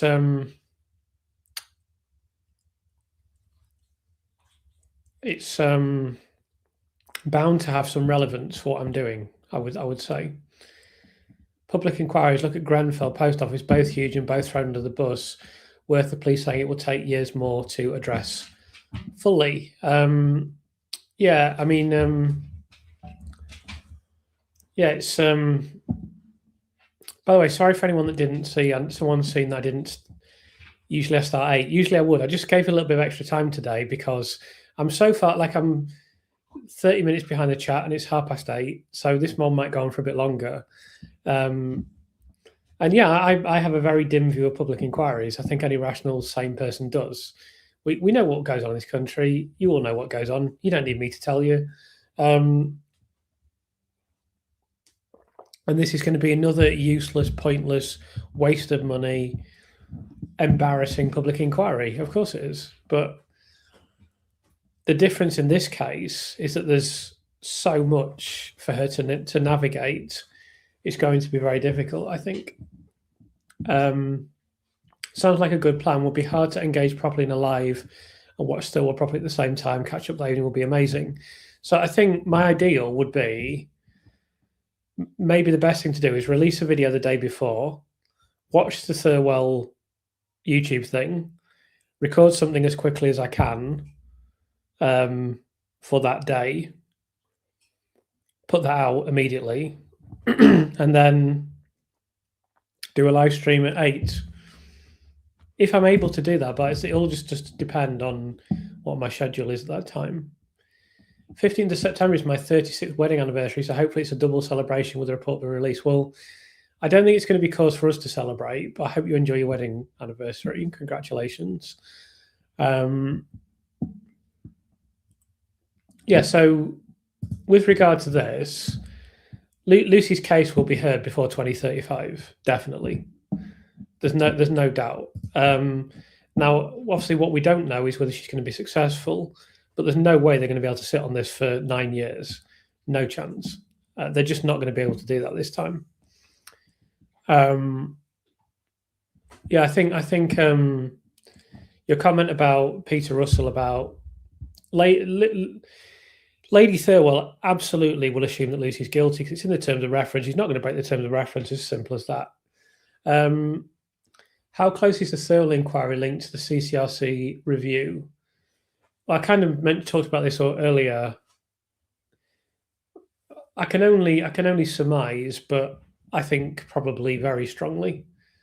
Your work hasn't gone unnoticed. You have people talking. Hang in there.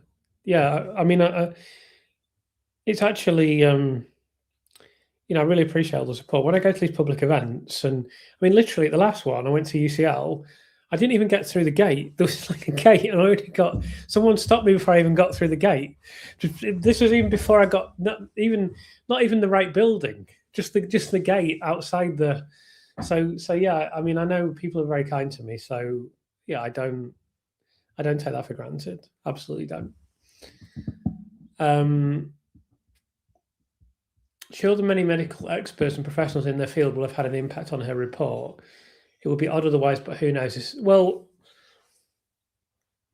her main thing will always be, I'm going to stick to terms of reference. These are my terms of reference. That's what she will do. Her problem is she has, in order to stick to the terms of reference, she has to say things about the hospital and the people that ran the hospital. The people that ran the hospital are going to very likely respond legally, and already have, basically, by submitting a 40-page statement in which they very strongly put forward their case. Sorry to people who only joined at 8, by the way. I tried to make it publicly known that I was going to start at 7. Maybe I didn't do as good a job of that. It's hard to let everyone know. I tried to. I just thought I'd give it an extra hour, which I think was a good decision, because I'm absolutely miles behind the chat. So this could be a 3-hour live stream tonight, in which case I'm going to be exhausted by the end, because I was tired when I began.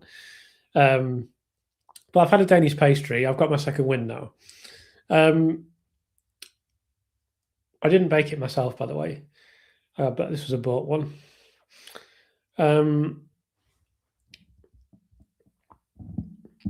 Is it so that once the case has been passed on to Court of Appeal that you will no longer be able to continue with your YouTube channel? I'll have to take legal guidance on what I can do.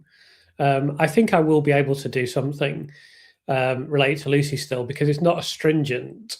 But I'll have to be careful, and I may have to stop live streams. That's why I'm doing lots of live streams now. So, because I think I will have to stop live streams when it's past the Court of Appeal. But I'll investigate this. But there'll definitely be content on this channel. If I have to do other stuff related to miscarriage of justice and other stuff related to the criminal justice system, then I'll do that. But I think I'll still be able to do Lucy's case. So no, I'll still be continuing in some vein, for sure. I'm less optimistic about NHS reform after all this. Who knows? Who knows what's going to happen? Okay, it's difficult to predict. I'm sorry to everyone. I'm sorry to people who didn't get the 8 o'clock, 7 o'clock memo. Sorry about that. Anna's got a good excuse. We couldn't expect Anna to come in at 4 a.m. That's just unreasonable. I think it's quite unreasonable for her to be here at 5 a.m. But we couldn't expect her to come in earlier. So thanks for being here, Anna. We really appreciate it. Yeah, I mean, in terms of anything, reforming any big system is difficult. The NHS is a gargantuan system, a ginormous system. As I've said before, in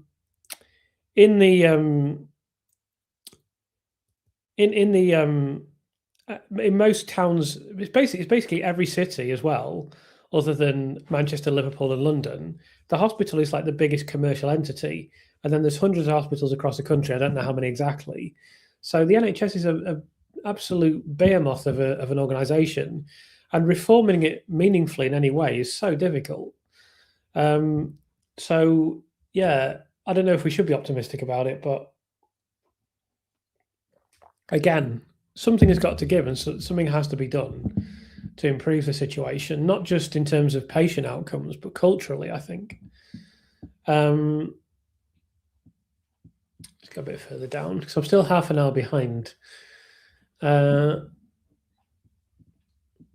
Chris. Obviously, the Thirlwall Inquiry is all the police logs and diaries, so if they find malfeasance in those, that should be in the report. I don't know if they do have all the police logs. They only have the documents. Well, I don't know. We don't know what documents they've got. We know they've got the documents that were submitted to the public inquiry.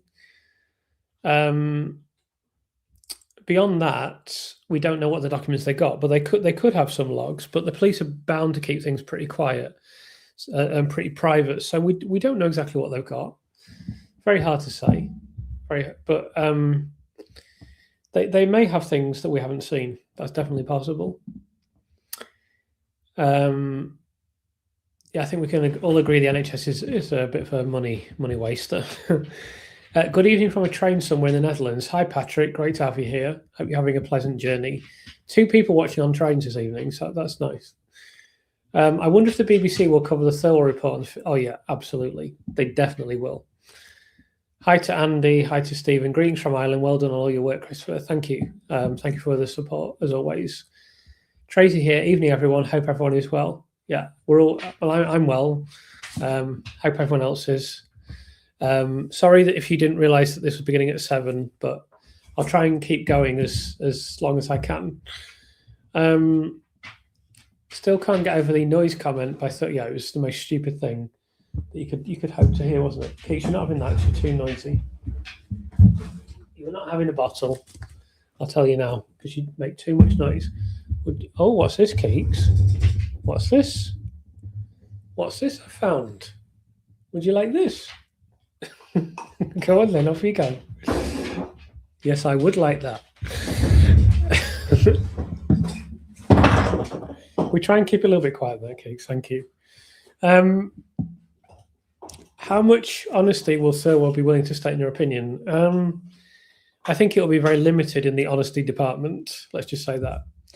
Hello, Chris. Have you seen that Mark is back? He did a live on Consulting with Misfits. If anyone wants to go back and watch it, I'm interested to know if all of this has changed your opinion of the NHS. Oh, I didn't know. Mark is Consulting with Misfits. Is it a Lucy channel, or is it?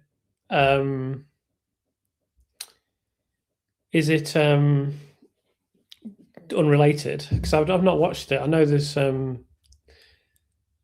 Yeah, I didn't know he'd done something, but I hope he's okay. In terms of whether it's changed my opinion of the NHS, absolutely. Obviously, I've learned an enormous amount, and not all of that has been incredibly surprising, but some of it has. I think the extent of cultural issues and the extent of whistleblowing problems is a surprise, because I didn't know how bad it was for whistleblowers, and that's so worrying in a service that's supposed. Well, firstly, it's worrying in a service that deals with life or death situations, but it's also worrying in what is supposed to be a caring profession. So yeah, absolutely, my opinion has changed. But some of the other things, the problems, the money wasting, the organizational issues, the bureaucracy, the kind of workplace backstabbing and stuff, that doesn't surprise me. Maybe the extent of some of the cultural issues is surprising, but not their existence. Well, it's very kind of you to say I'm the Lord of thumbnails. I mean, I've been learning as I go along, and they're getting better. And I like to throw in, a funny one occasionally. So I do the best I can. Would Mark McDonald have an insight on CCRC timescales? He's the most likely person to do so. Yes. I see the CPS has upheld the decision not to bring extra charges. Cheshire Police are in total denial. I found it incredible that there was a review of that those cases were never going to go to court.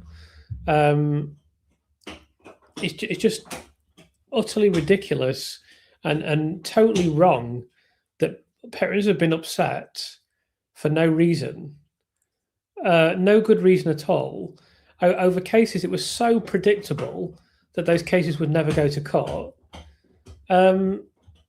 It just boggles the mind. It's just sad. I think my overwhelming emotion or feeling would be sadness that we live in a world in which an institution, instead of accepting institutional responsibility for what they've done and the mistakes they've made, they try to prosecute some more cases. It's just totally wrong. It's very sad. You'll be able to hear Keeks now, probably, because I found her a bone to play with. She's interrupting a little bit. Trust me, there is a plan. It's just the plan isn't going to survive contact with reality. It's going to be open season on the report. I expect that as well. It absolutely will be challenged very strongly. It's going to be so interesting. Cheryl says, I agree with Peter. The book is brilliant. Thank you, Cheryl. I really appreciate that. Is it going to be a live press conference that Thirlwall is doing? Yeah, as far as I know. She should be reading it live and we should be hearing it live. So we just need to find out what time it is. Someone's asking a question that I can't talk about, but it's House of Dragon. So if you email me your question, I'll let you know.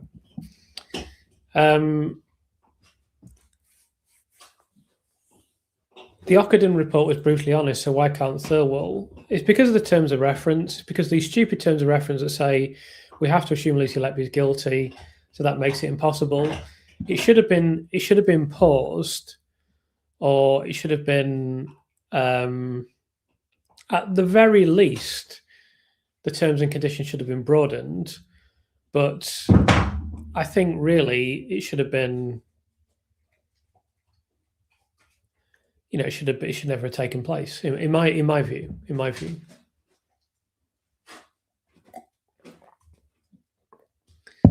Yeah, I don't expect the government, unfortunately, asking about tipping points. I don't expect the government to do anything, unfortunately. Yeah, I just don't, because they're pretty gutless about these things. Our family group is pushing for a full inquiry into the unit from 2010 onwards. Do you think the Thirlwall report helps us or hinders us? It may help because the limited scope will be obvious to all. Good question. I don't think it will seriously hinder you, because they've got to make reference to the massive problems at the hospital. So you can't say, oh, but they just appeared overnight and then they stopped. I would say it would embolden you and empower you, if anything. Unless they just completely ignore all the problems, but I don't see how the hell they can do that. That would be ridiculous. They're going to get such a hammering if they do that. Yeah. So we just have to wait and see. Yeah, I should have had a banana. I know it's slow release. I know. Unfortunately, all the bananas in the cupboard are green, so I had a less advisable alternative, and then I got a bit tired. But I'm gonna get through it. Don't worry, I'm gonna get through it.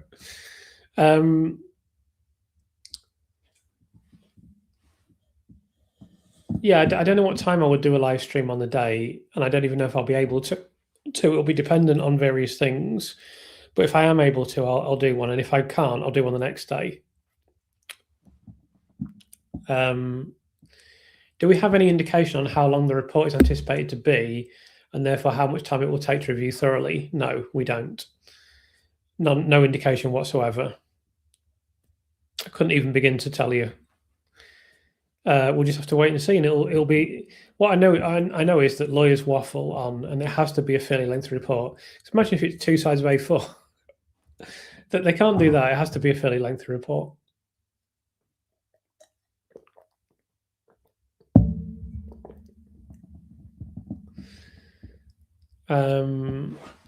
Why is our justice system not built as a truth house?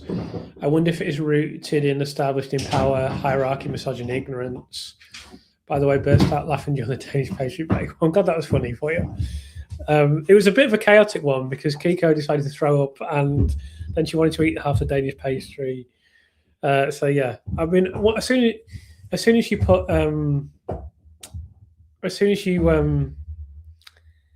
put food into her mind, she becomes very fixated with it.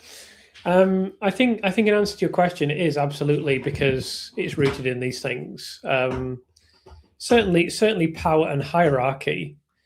In terms of misogyny, you have to understand and remember that when this system was put in place, it was a deeply misogynistic society.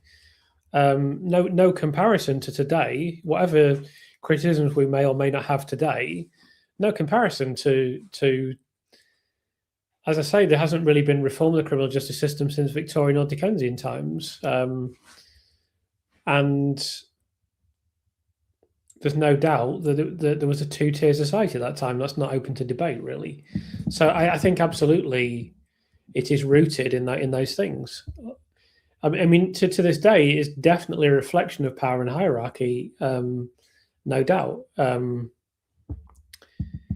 Obviously, the misogyny one would be a little bit more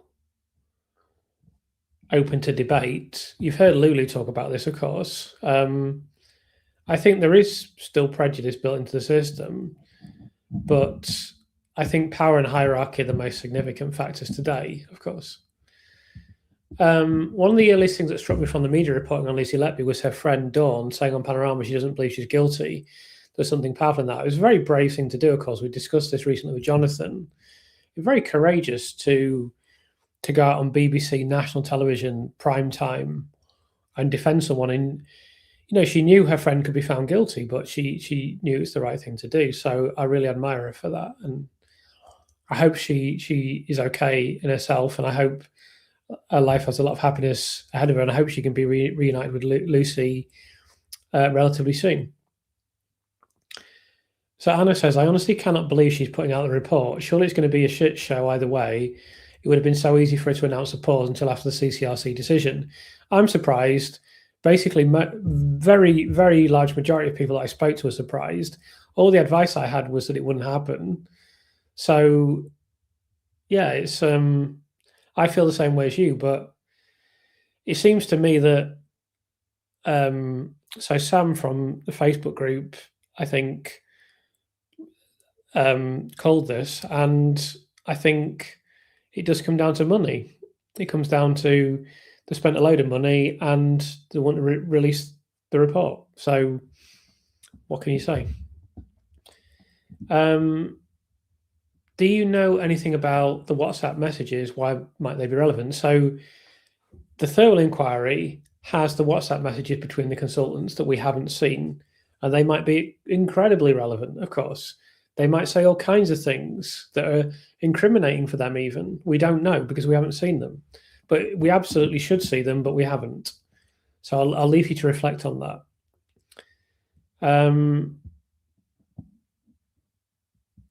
Yeah, sorry, I started an hour earlier and not everyone found out. I don't know how long I'll be able to keep going. I'm really, really tired. I've been getting up early as well. So I might go to bed early tonight, but we'll see. I'm going to try and go past 2 hours because I'm still 24 minutes behind the chat. So I think I need to look for the questions now. Yeah, this is absolutely true. The way the NHS has been dealt with by governments is poor. We know that. That must have played a significant role in the. I mean, I'm not an expert on this, but it must have played a significant role in the very obvious decline in maternity services. You would think. It was Okay, well that's fair enough. You're welcome to your opinion that she was it's going to be an uphill battle, and I think the two juries convicted were right. That's your right. You have a right to hold that opinion. I should say it wasn't proven in court. Nothing is ever proven in court. There was just evidence, and they came to a decision. But I know some people think that Lucy's guilty still. I think if you were to look at the full array of evidence and to understand it fully, you would change your opinion. That's just my view. But you may not. But you're entitled to your opinion, of course. Had a look through the terms of reference. The first set is concerning the hospital. Now Thirlwall and us know what we know. The second part's relating to Lucy. I can say for me the only thing she could. Yes, unfortunately couldn't say the whole thing. But yeah, the terms of reference are posted, so we know what they are. Chris forgot to post a reminder, but understandable, is so busy. Yeah, it's not a problem. Did I forget to post a reminder? I tried, but yeah, it's been a busy week. Yeah, but I'm glad so many of you are here, and I'm sorry if anyone missed it or was late. I didn't mean for you to feel excluded. One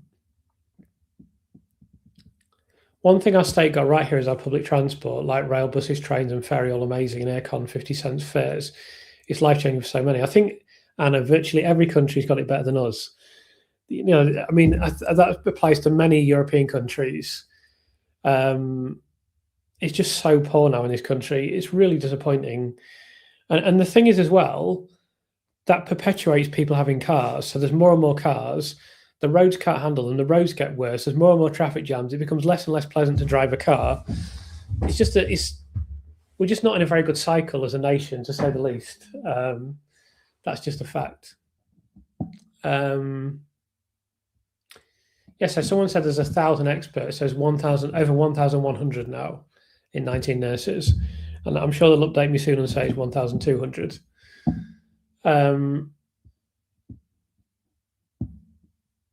Maybe we'll be lucky. It might end up in the shredder.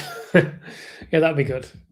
But then does Lady Thirlwall have a shredder? And would she be mistaken if she was asked about it? She's probably got a massive house. So, when people say, well, that's going to be a hard act to follow, I wonder how Lady Thirlwall will follow after your book, Chris. Well, she's got a difficult task in terms of what she can say and what she's going to say. So this is for Anna. This is for Anna, right? Off topic, £124 for Hereford or Gloucester return off peak to Paddington on the 9th of September, £32 on National Express. So if you go on the National Express, Anna, it takes like 10 hours or something because it's a coach. It's a really bad service and it's really expensive. So it's a pretty bad combination. It's pretty disgusting. I think it's an absolute travesty, to be honest, because there's people out there who can't afford to run a car. What are they supposed to do? They just not go anywhere, or they have to thumb a lift on the motorway or something. It's just disgusting. But anyway, we're not here to talk about trains, but it is so wrong. It's so wrong. Let's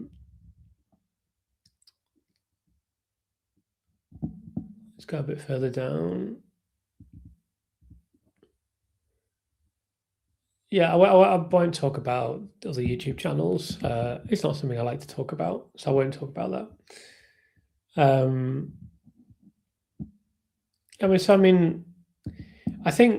I guess a question for you, AJ, would be: do you think there's grounds for an appeal? Do you think she should be allowed an appeal? You think she's guilty, and you say she's a convicted killer and so forth. That's absolutely true, of course. Do you think she has sufficient grounds for an appeal? That will be a question for you. I don't see how anyone could possibly say that she doesn't, but be interested to hear your view. I can just see on a motorbike with Keek on a sidecar. Food for thought. Keeks is too. If Keeks in a sidecar and she was separate from me, she wouldn't like it. She has to be with me. I don't think I can show you a picture of her on the train, but she gets up on the seat. She will lie on the floor, but she at a certain point she'll sometimes immediately, sometimes later in the journey, she's just like, I want to sit with me. So she'll jump up and sit on the seat next to me. No one really minds, so it's fine. But she's very good on transport. She's ever so good, and everyone remarks on how good she is. She's just a brilliant dog. She's just brilliant. Have I seen The Queen's Gambit? Yeah, I have. Yeah, it's really interesting. You watched that. It is very enjoyable. A brilliant.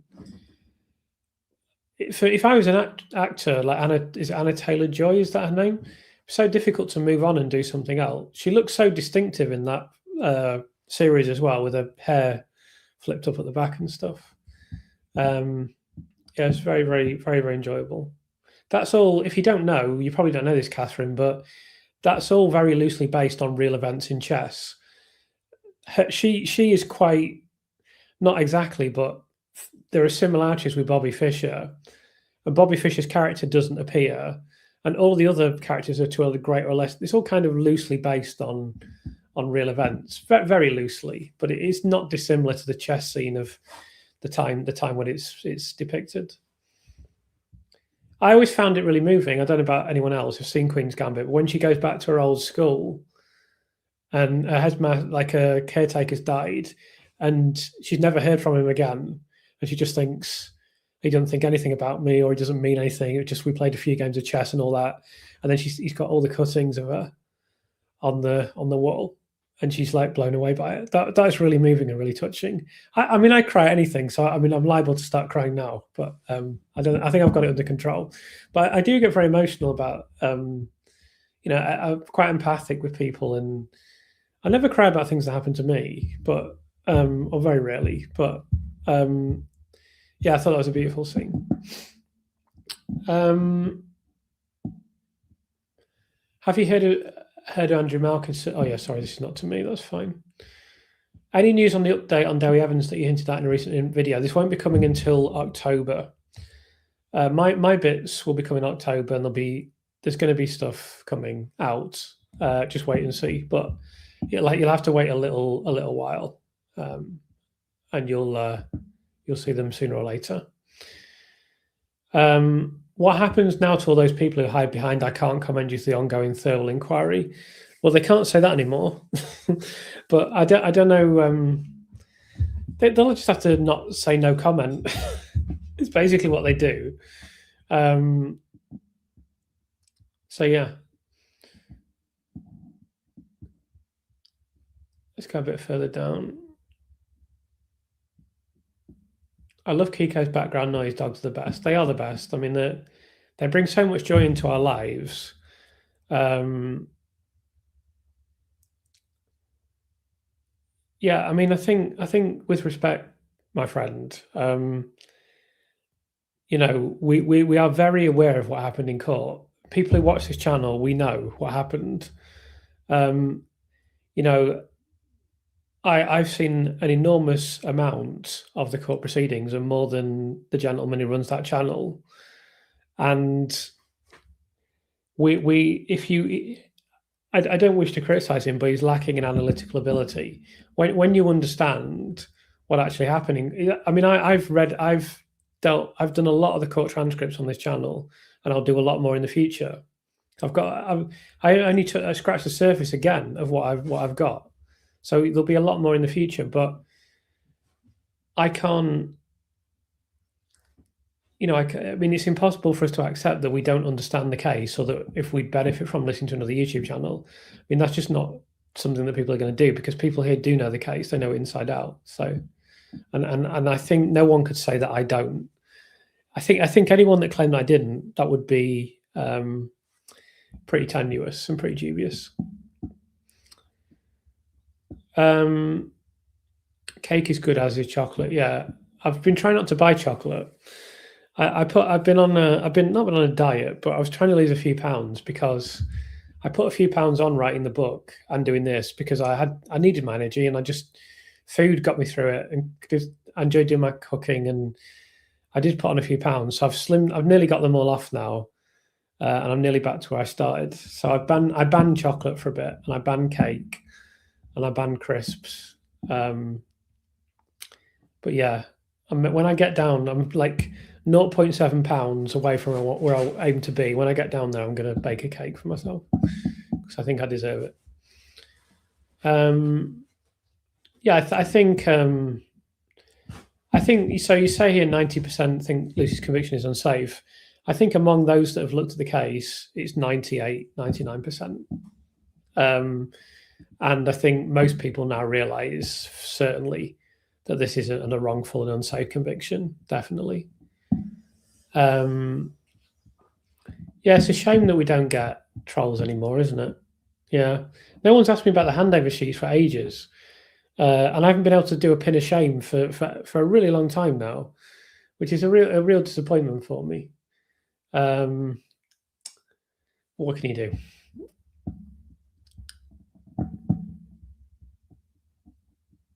Yeah. So I mean, this is. I'll just pin this. So we are aware of all this, but like we know a lot about this case. People, it's not just me. I mean, I don't think anyone could doubt that I know a lot about this case, but my audience is very informed about the case. So to tell us, oh, you should listen to this or you should listen to that, is a bit silly, really. Oh, hold on. I'm just complaining. What's this? It's the handover sheets. It's the handover sheets. I never thought I would miss the handover sheets, but yeah, we know about handover sheets. They're nothing to do with the indictment. I'm not going to answer this point again. If you haven't worked out why the handover sheets don't matter based on what we know about them, there's no hope for you. There is no hope for you. Right, hold on. We have to look at Amanda Knox to see it's not only the UK, she had a horrendous time as well. Watched the drama and read both books. Yeah, absolutely. I was wearing my Lucy badge the other day in a cider house when my dog instigated a conversation with a law student. She was well aware of the case and very skeptical of it. She now has your book. Oh, well, that's really nice. Thank you for helping me and getting me a sale, and hope she enjoys the book. That's really, really interesting. All these little things help. The book's in a lot of libraries now as well. We've done really well with sales. I think the second print run's nearly sold out. It keeps selling out in bookshops. So yeah, it's gone really well, and I really appreciate the support, and I really appreciate how well received the book has been as well. Very much so. The blue staffy I sometimes look after is usually settling down in a special bed by 8:30 p.m. Well, that's not Keeks. Keeks is not. She might sleep by like, you know, I mean, if I say it's bedtime, you've got to lie down. But until then, like we should go out for a run right now, no doubt. If I said right, I'm not going to say the keywords, but if I said that, she'd be on top of me in about a second.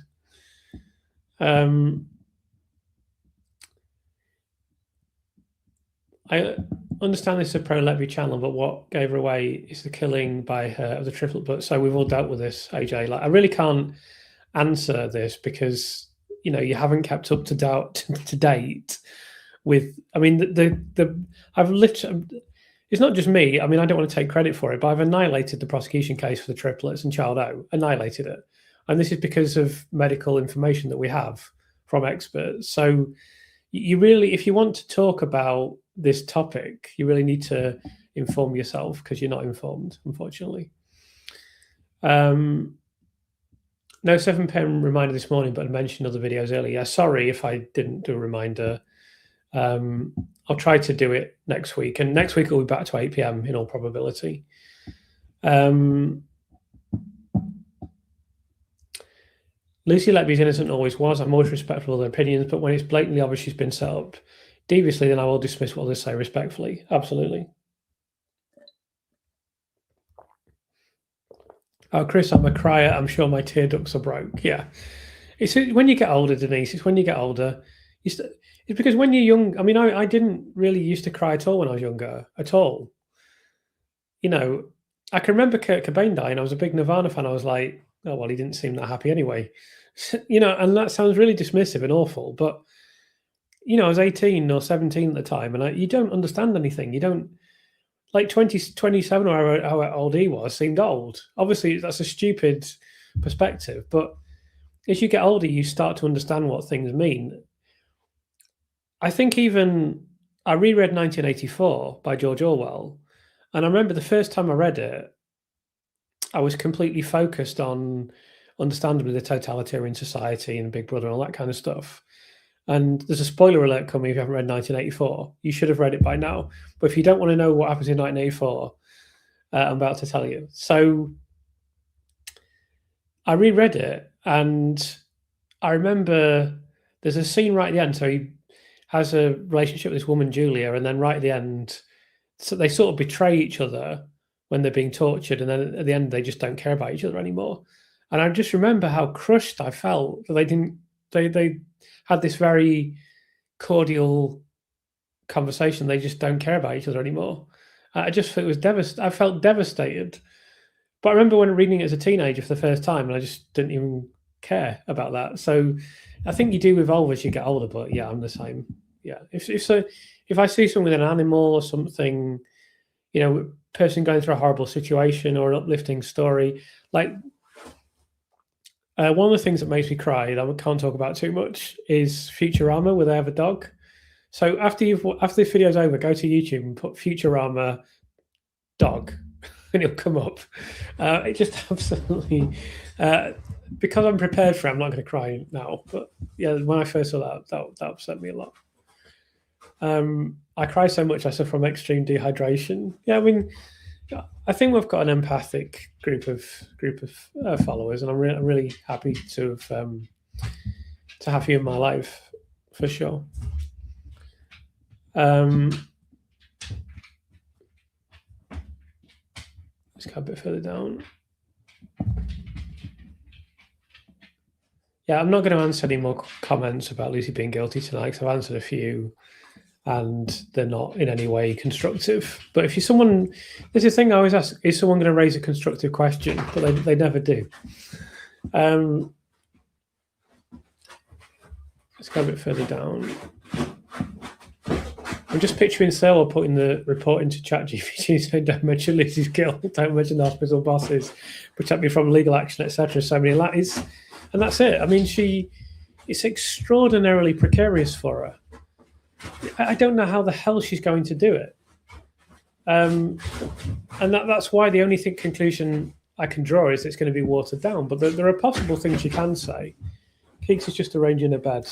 If there's a bit of noise. You're right there, Keeks. Go on, lie downs. You're making a nice nest.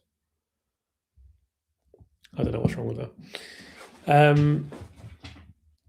I know the feeling, Christopher. I went through some tough professional exams and decided no sugar crash would come if I simply didn't stop eating. It's a great theory. But I do think, I knew I was going through a period of very intense work where I was, how hard I've worked on YouTube, and I was doing the book, even though I'd written drafts, but we still did a lot of work on the book, and I got a lot of messages, and I was helping out with various things behind the scenes.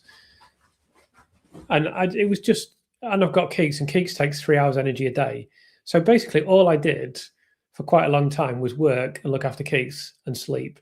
And even now, to be fair, I don't think beyond the day that I just think of today, and that's it. But certainly during that period, I needed my energy, and I just used to eat loads of food because I just thought, sod it, I need something in my life. I need something to keep me going. So I ate a lot of burgers, pies I would make. I like to make a pie sometimes, pizza, chips, cheese, crisps, Chinese, Indian food, cakes, puddings, certain chocolate crisps, and I like cooking, and I just cooked all my favorites whenever I fancied it. So yeah, I put on a few pounds, but as you know, I didn't get too big or anything. Just 7 or 8 pounds I put on, I think. So I'm just trying to lose a few pounds, but I needed it. I needed that energy at the time. Empathy is good, and actually connection to your own stuff. Yeah, it's absolutely true. I mean, I think if someone doesn't have empathy or quite strong and prominent empathy in their personality, it's not someone that I would get involved, would want to have in my life, I think, really.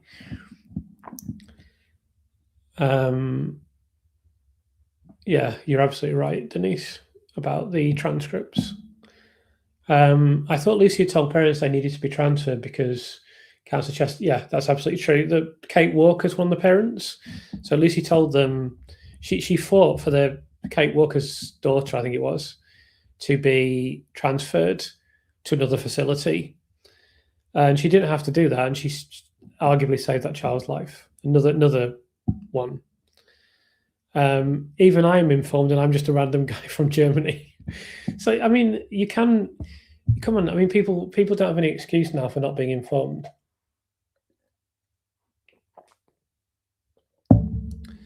Yeah, let's go a bit further down. You always say you won't answer about the hand over sheet, but then you can't have that. I know, but you're absolutely right. But they're just pieces of paper. It doesn't mean anything. It means nothing. Anyway, I won't say any more about that. Chris, your audiobook was great. Listen to it on Spotify. I hope you will do another audiobook in the future, but I know it's a lot of extra work, which I can appreciate, but you came across very well. Thank you, Matt. If you finish reading, if you want to leave a review, that'd be very much appreciated. It is a really, really hard work. And listen, I wouldn't relish recording another audiobook. Having said that, in the next time I write a book, it may be shorter, which will make it a little bit easier. But it's not the easiest process that you'll ever go through. I will say that. It's tough. And that book was really tough to do. But most of the feedback, a couple of people 95% of people have said it's been good. I think an audiobook is more divisive because you either like listening to a person or you don't like listening to them. So if you don't like listening to them, it's a pretty long slog of listening to them for 16 hours. So there's been a couple of people who said, I don't like this guy as a narrator, which I expected. And that's absolutely fine because it's their opinion. And I tried my best, but I'm not a pro. So I gave my best shot.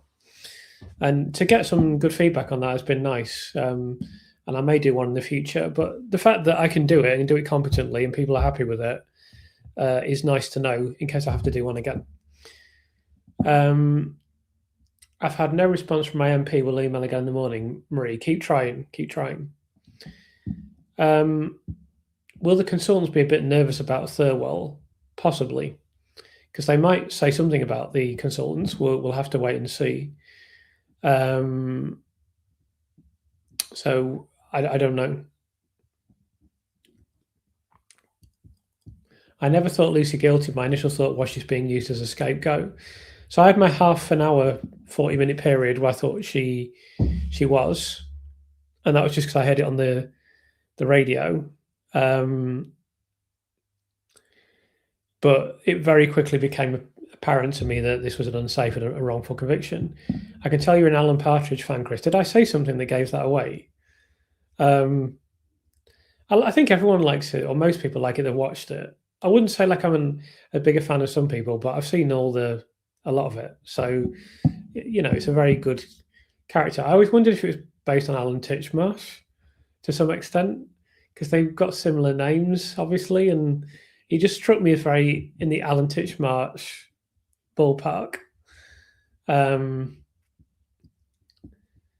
forget to mention the next rally protest on Wednesday, the 9th of September at 4 p.m. in London, the Cause of Justice. If you can support that protest and you feel able to attend, please do.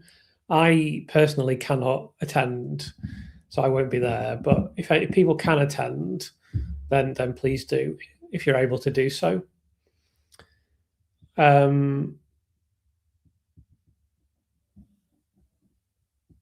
I can't read 1984. I tried, but it's just so depressing. I think you're probably going to say, but you didn't finish it off.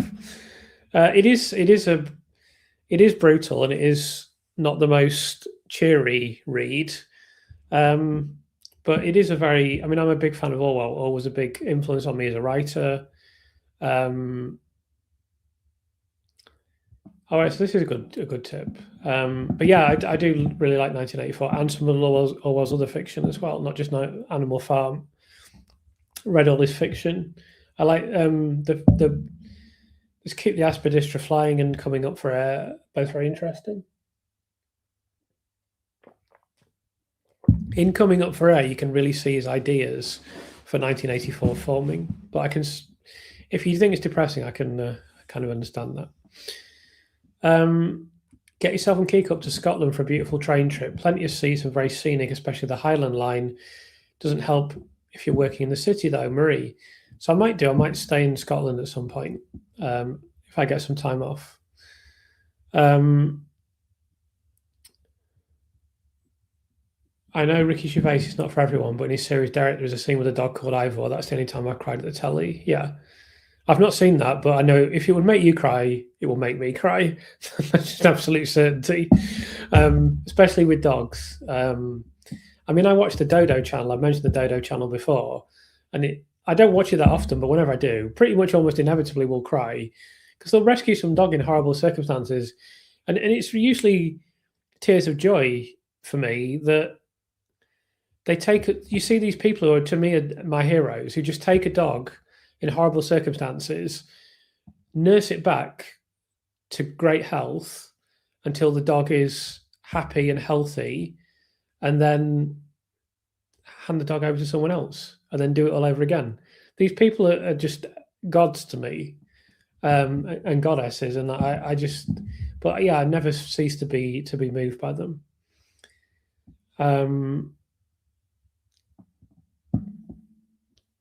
Oh my God, don't mention the Futurama episode. My son watched it recently. We both lost it.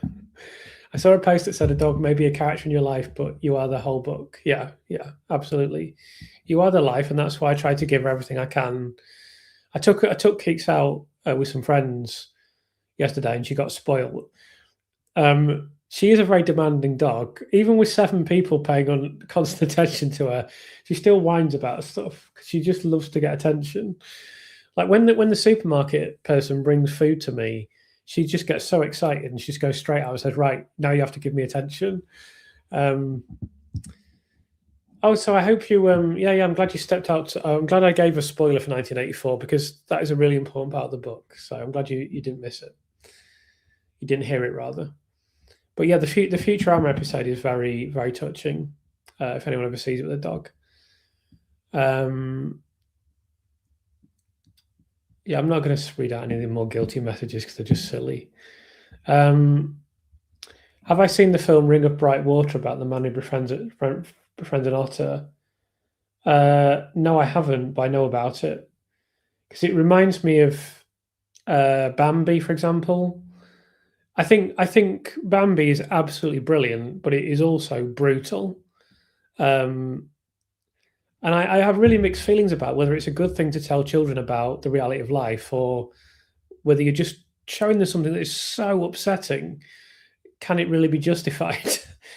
I don't really know, but another one is Watership Down, of course. But yeah, that would no doubt really upset me, Ring of Bright Water, but I have heard of it, but I've never seen it. I'm so empathetic other people's moods affects me. That's why I got rid of hubby. I mean, I don't want to defend your husband or attack him, but maybe that was the right move for you. I hope we can do it. So we'll definitely do a crowdfund for Lucy, no doubt. Lucy will not have to worry about money. I think having dogs does make you, and pets generally just make you more empathic for sure. But yeah, there's 100%. So I'll just put this on the screen. But there'll definitely 100% be crowdfunders for Lucy, and we'll definitely make sure that she doesn't need to worry about money. Don't worry about that. I've listened to the book twice, so I'm glad you enjoyed it. That's a good indicator.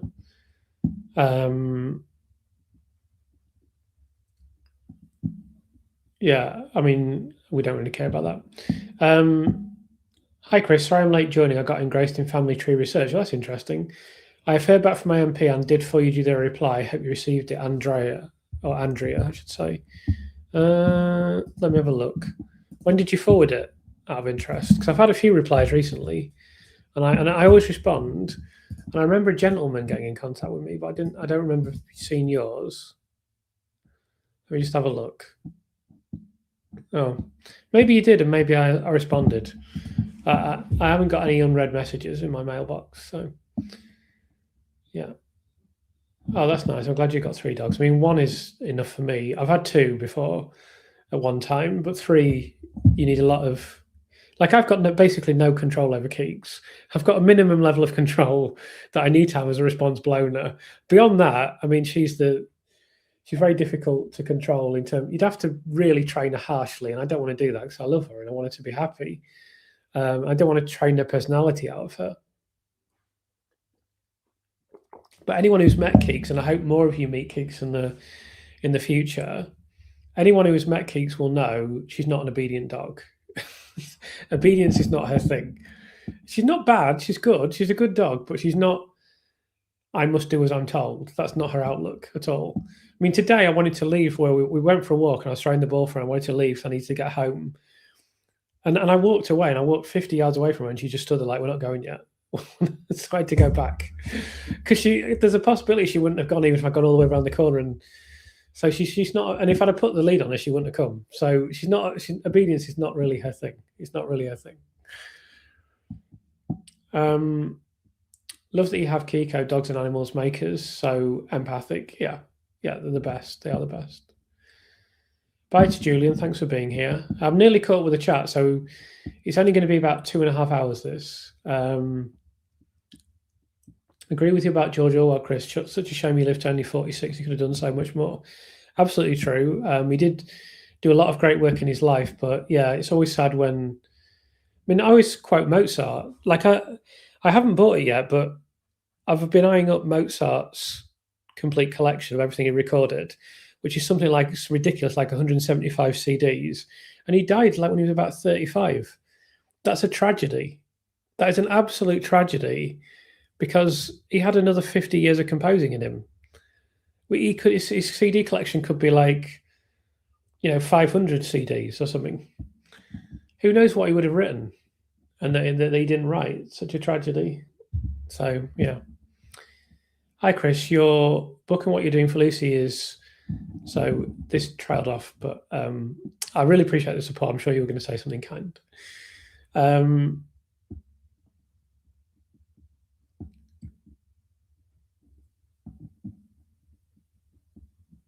I can't watch anything concerning animals. It is upsetting, isn't it? It is upsetting.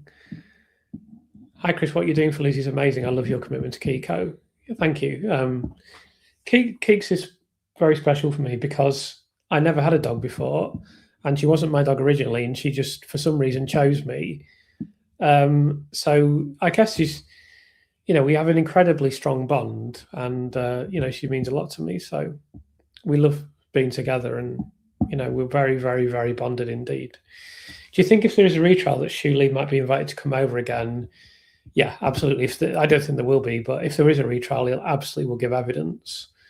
And I'm sure he'll do whatever is required to help, but I don't think there will be a retrial.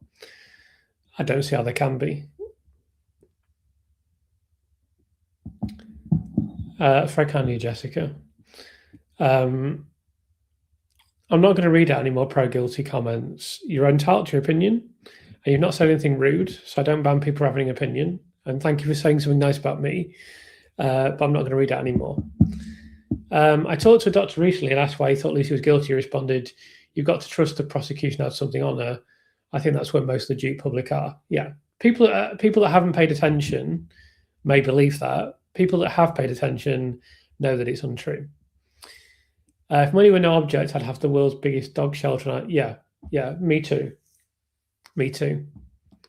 I would love that. I would love to. If I wasn't a writer, I would love to do something with animals, particularly dogs. I like other animals, but obviously dogs are my favourite. And I really admire people that dedicate their lives to dogs, and I would love to do that. But I think my life's going to be dedicated to writing and YouTube content, and my dog as well. But what shut down is upsetting. Absolutely. Have you seen the movie Hatchie with Richard Gere based on a true story? I don't think you should watch it. What's Hatchie about then? Let's have a look. A Dog's Tale. Oh no. Can't do it. There's another one. The song "Winter in July." By Bomb the Bass. There's a video on YouTube that has some footage from it, and it's about. Oh God. I can't. I've only seen a 3-minute preview video, and that was enough. They get lost in the Antarctic or something, and oh God, that just. I will literally cry on camera if I even think about it. So I've got to think about something else. But yeah, all these things would just make me cry. So, what shoot down was pure nightmare fodder. Yeah, absolutely.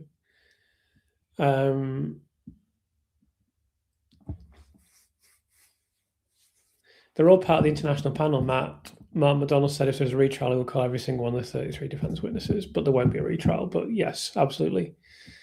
Hi, Chris. Thank goodness for what you're doing for Lucy. Your compassion for Kiko is so sweet.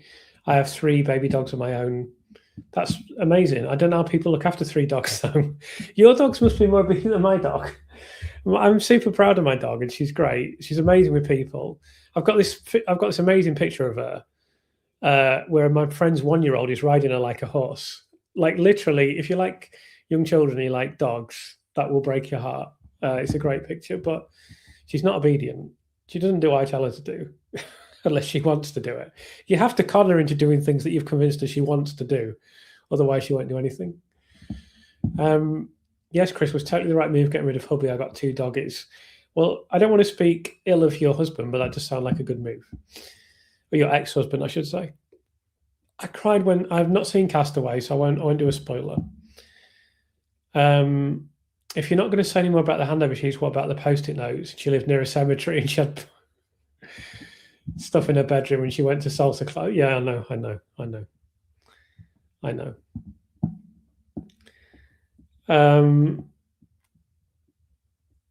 I'm thinking about writing to Lucy Letby. Is there a prison number or anything? Yeah, you have to put the prison number on. Can someone write in chat for Matt? Because I'm nearly cut up. Can you just quickly write in chat what you have to do to write to Lucy? Because I've never done that.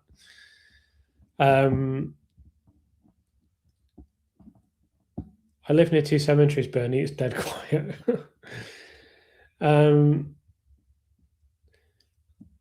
How many times did I see the Netflix documentary on Lisa? I only watched it once. I don't have any desire to see that ever again.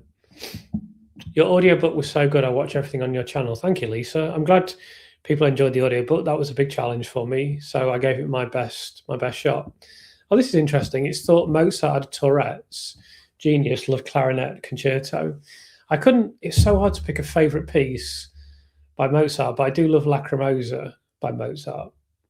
But what I love about his work, and I think no other composer can quite say this, is it's always so joined up. It's always arranged like modern music, where there's been hundreds of years of recording, and they've got a producer and they've got people working on it, and and they've got all popular music's recordings to go by. Whereas this was obviously never recorded. It was just they had the sheet music and it would play before an audience.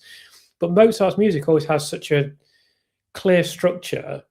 It's so cohesive.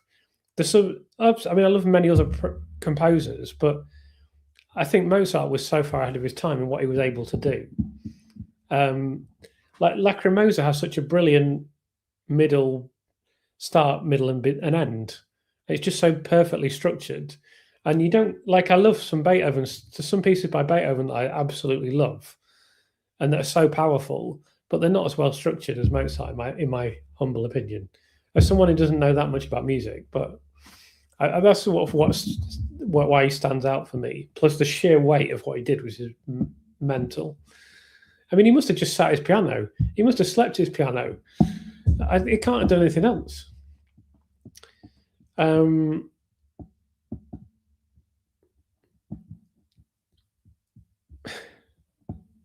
Maybe we can all de-stress with a Kiko walk video. Love your countryside. Yeah, I've actually filmed something. I'm going to try and film some more soon. And then one day the thing is, there's so many big important things happening that the video where I just talk has not really been appropriate recently. But when it is, I'll have some new footage, completely new that you've not seen before. So I hope you will enjoy that when you get to see it.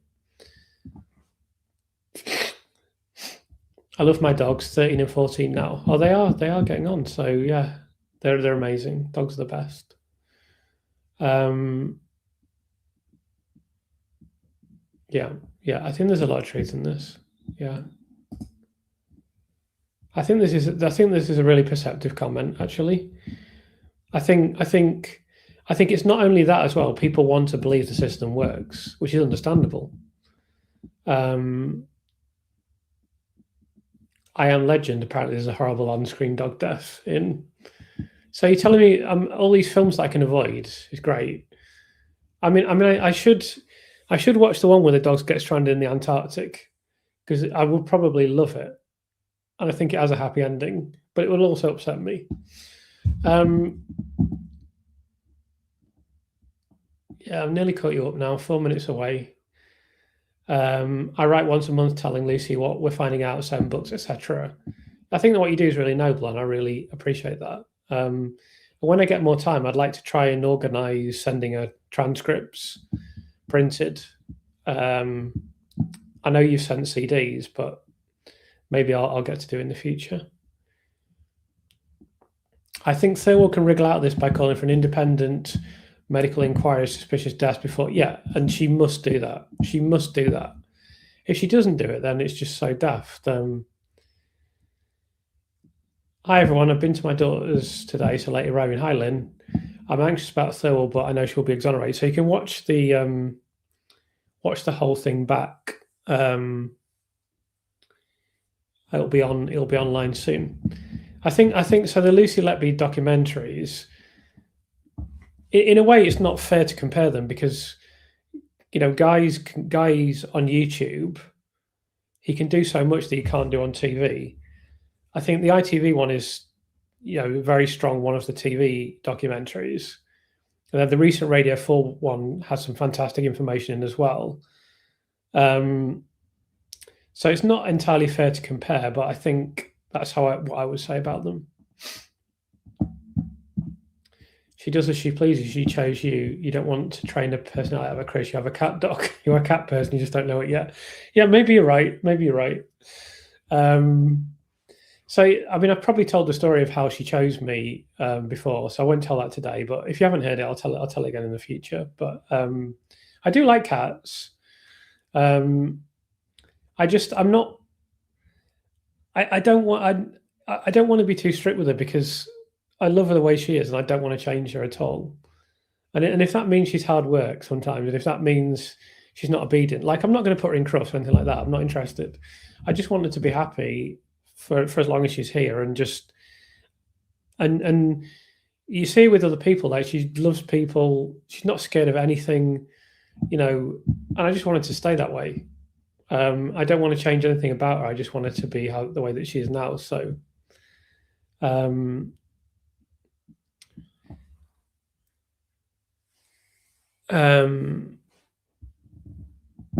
think for me, if you're ever in Torquay, I'll buy you a drink. So, I really want to get down to Devon and Cornwall at some point. I've got to do that at some point in my life, because I've not been to Torquay. I went to Torquay when I was 4.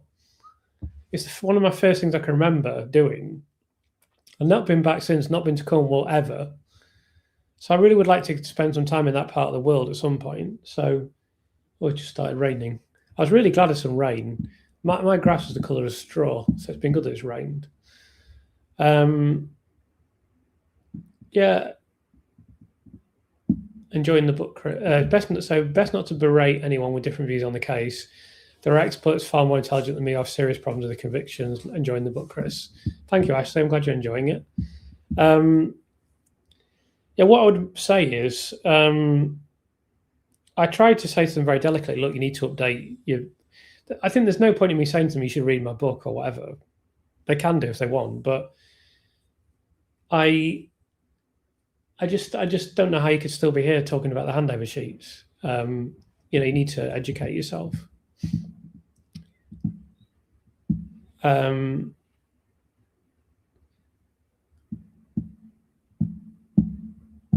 Amadeus was amazing. He wrote it all out without corrections. Salieri dropped the sheet music. So amazed. Yeah, I haven't seen that. I mean, I really must watch this film, but it must be gutting if you're a composer and you're pretty good, and there's this guy who you just know he's better than me. Like whatever I do, he's better than me. It must be really hard to take. But yeah, it's an interesting. The guy's amazing.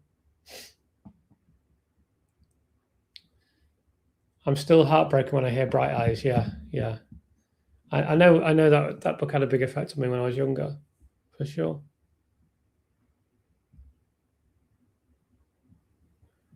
Yeah. I'm nearly caught up now. Have I seen The Moon Old Yellow? No, I haven't. Never heard of Philip K. Dick until you mentioned that he was a favourite of yours. Just finished Electric Sheep, Hungry for More. Cheers. It's nice to have these little influence in people's lives. Someone else said the other day they were reading We Can Remember It for Your Wholesale. The guy's a great writer. I do think he's the greatest genius who's ever lived, because the quality of his work is immense. It's so imaginative and so original, and he wrote so much. It's absolutely crazy. So yeah, I'm really glad you've discovered him. He's written many great novels, and you should try some of his short stories as well, because he's an incredible short story writer, and he crams so many ideas, and they're all different. You think, how can he keep coming up with these ideas? The guy is a genius. So yeah, I'm really glad you've enjoyed that. I've got total respect for you, Chris, and what you're doing for Lucy. You're a great guy. Thank you very much, Matt. I really appreciate that. I've told you the story before.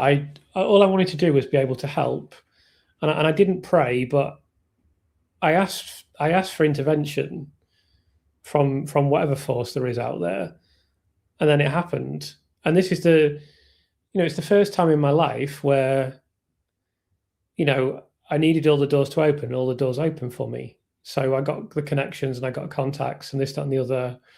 So, I recognize that I need to repay that now and give everything. So I will. I have done, and I am, and I will. So it's a very much an exchange with the universe. It's not anything I need to be praised for, but I appreciate your kind words.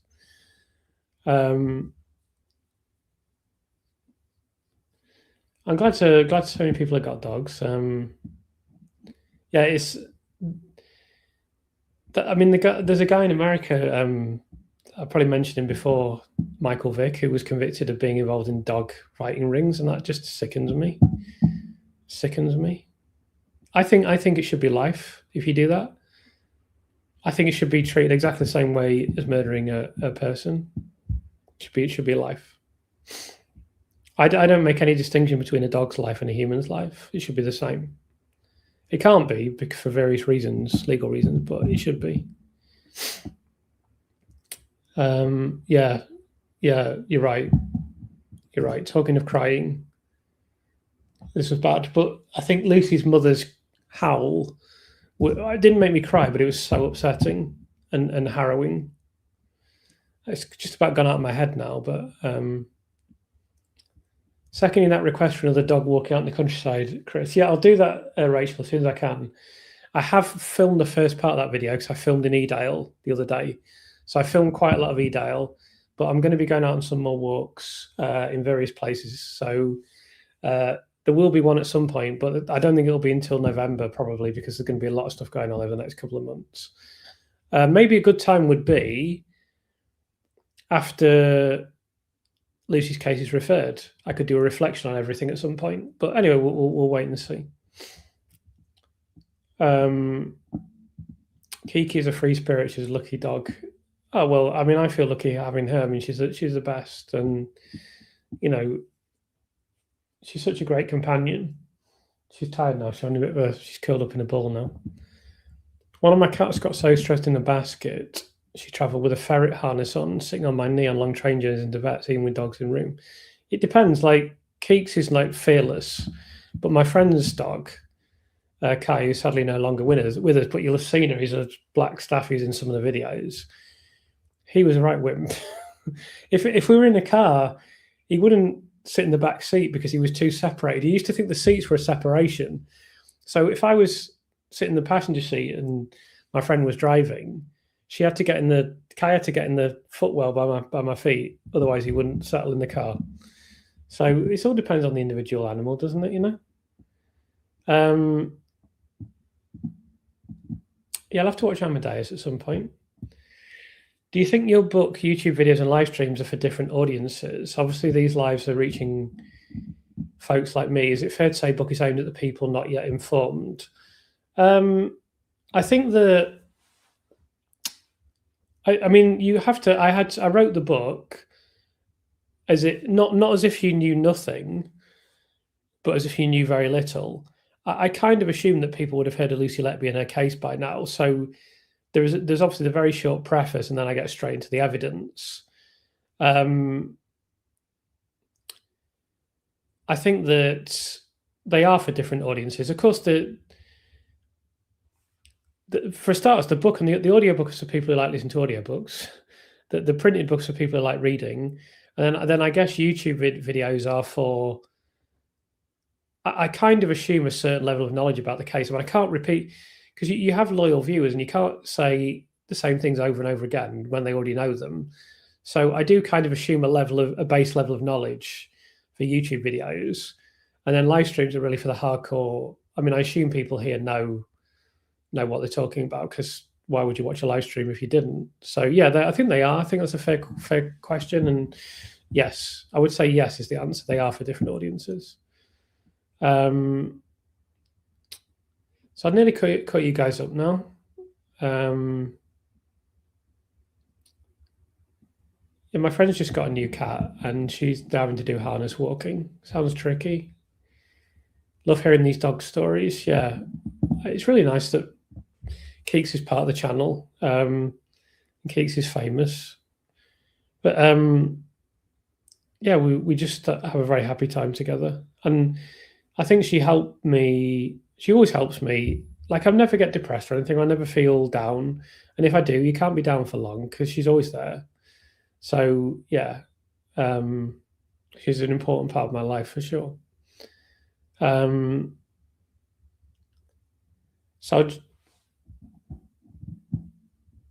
Yeah, it was horrible. You're absolutely right, Joe. It was horrible, the arrest. It was awful. Okay, so I've caught you up now. I hope hold on, there's a question on Thirlwall. Let me do this to finish. If the terms of reference for Thirlwall is that Lucy's guilty, surely if she's releasing it, she must think she's guilty. She doesn't have a view on these things. These legal people, they just think, this is my job. I'm going to do my job. There you go. I've done my job. So I don't. Her personal views can be completely different to what she does. So bear that in mind. I'll just answer this question last. For the naysayers, what's the best thing to point to? The book, particular video. I mean, the genuine interest to learn naysayers if they exist. Well, I don't know if they do. That's the problem. But if you encounter someone like people online who are hassling you, just ignore them. Would be my advice. They're not worth talking to. I don't talk to them. They're perfectly entitled to say whatever they want about me. I couldn't care less.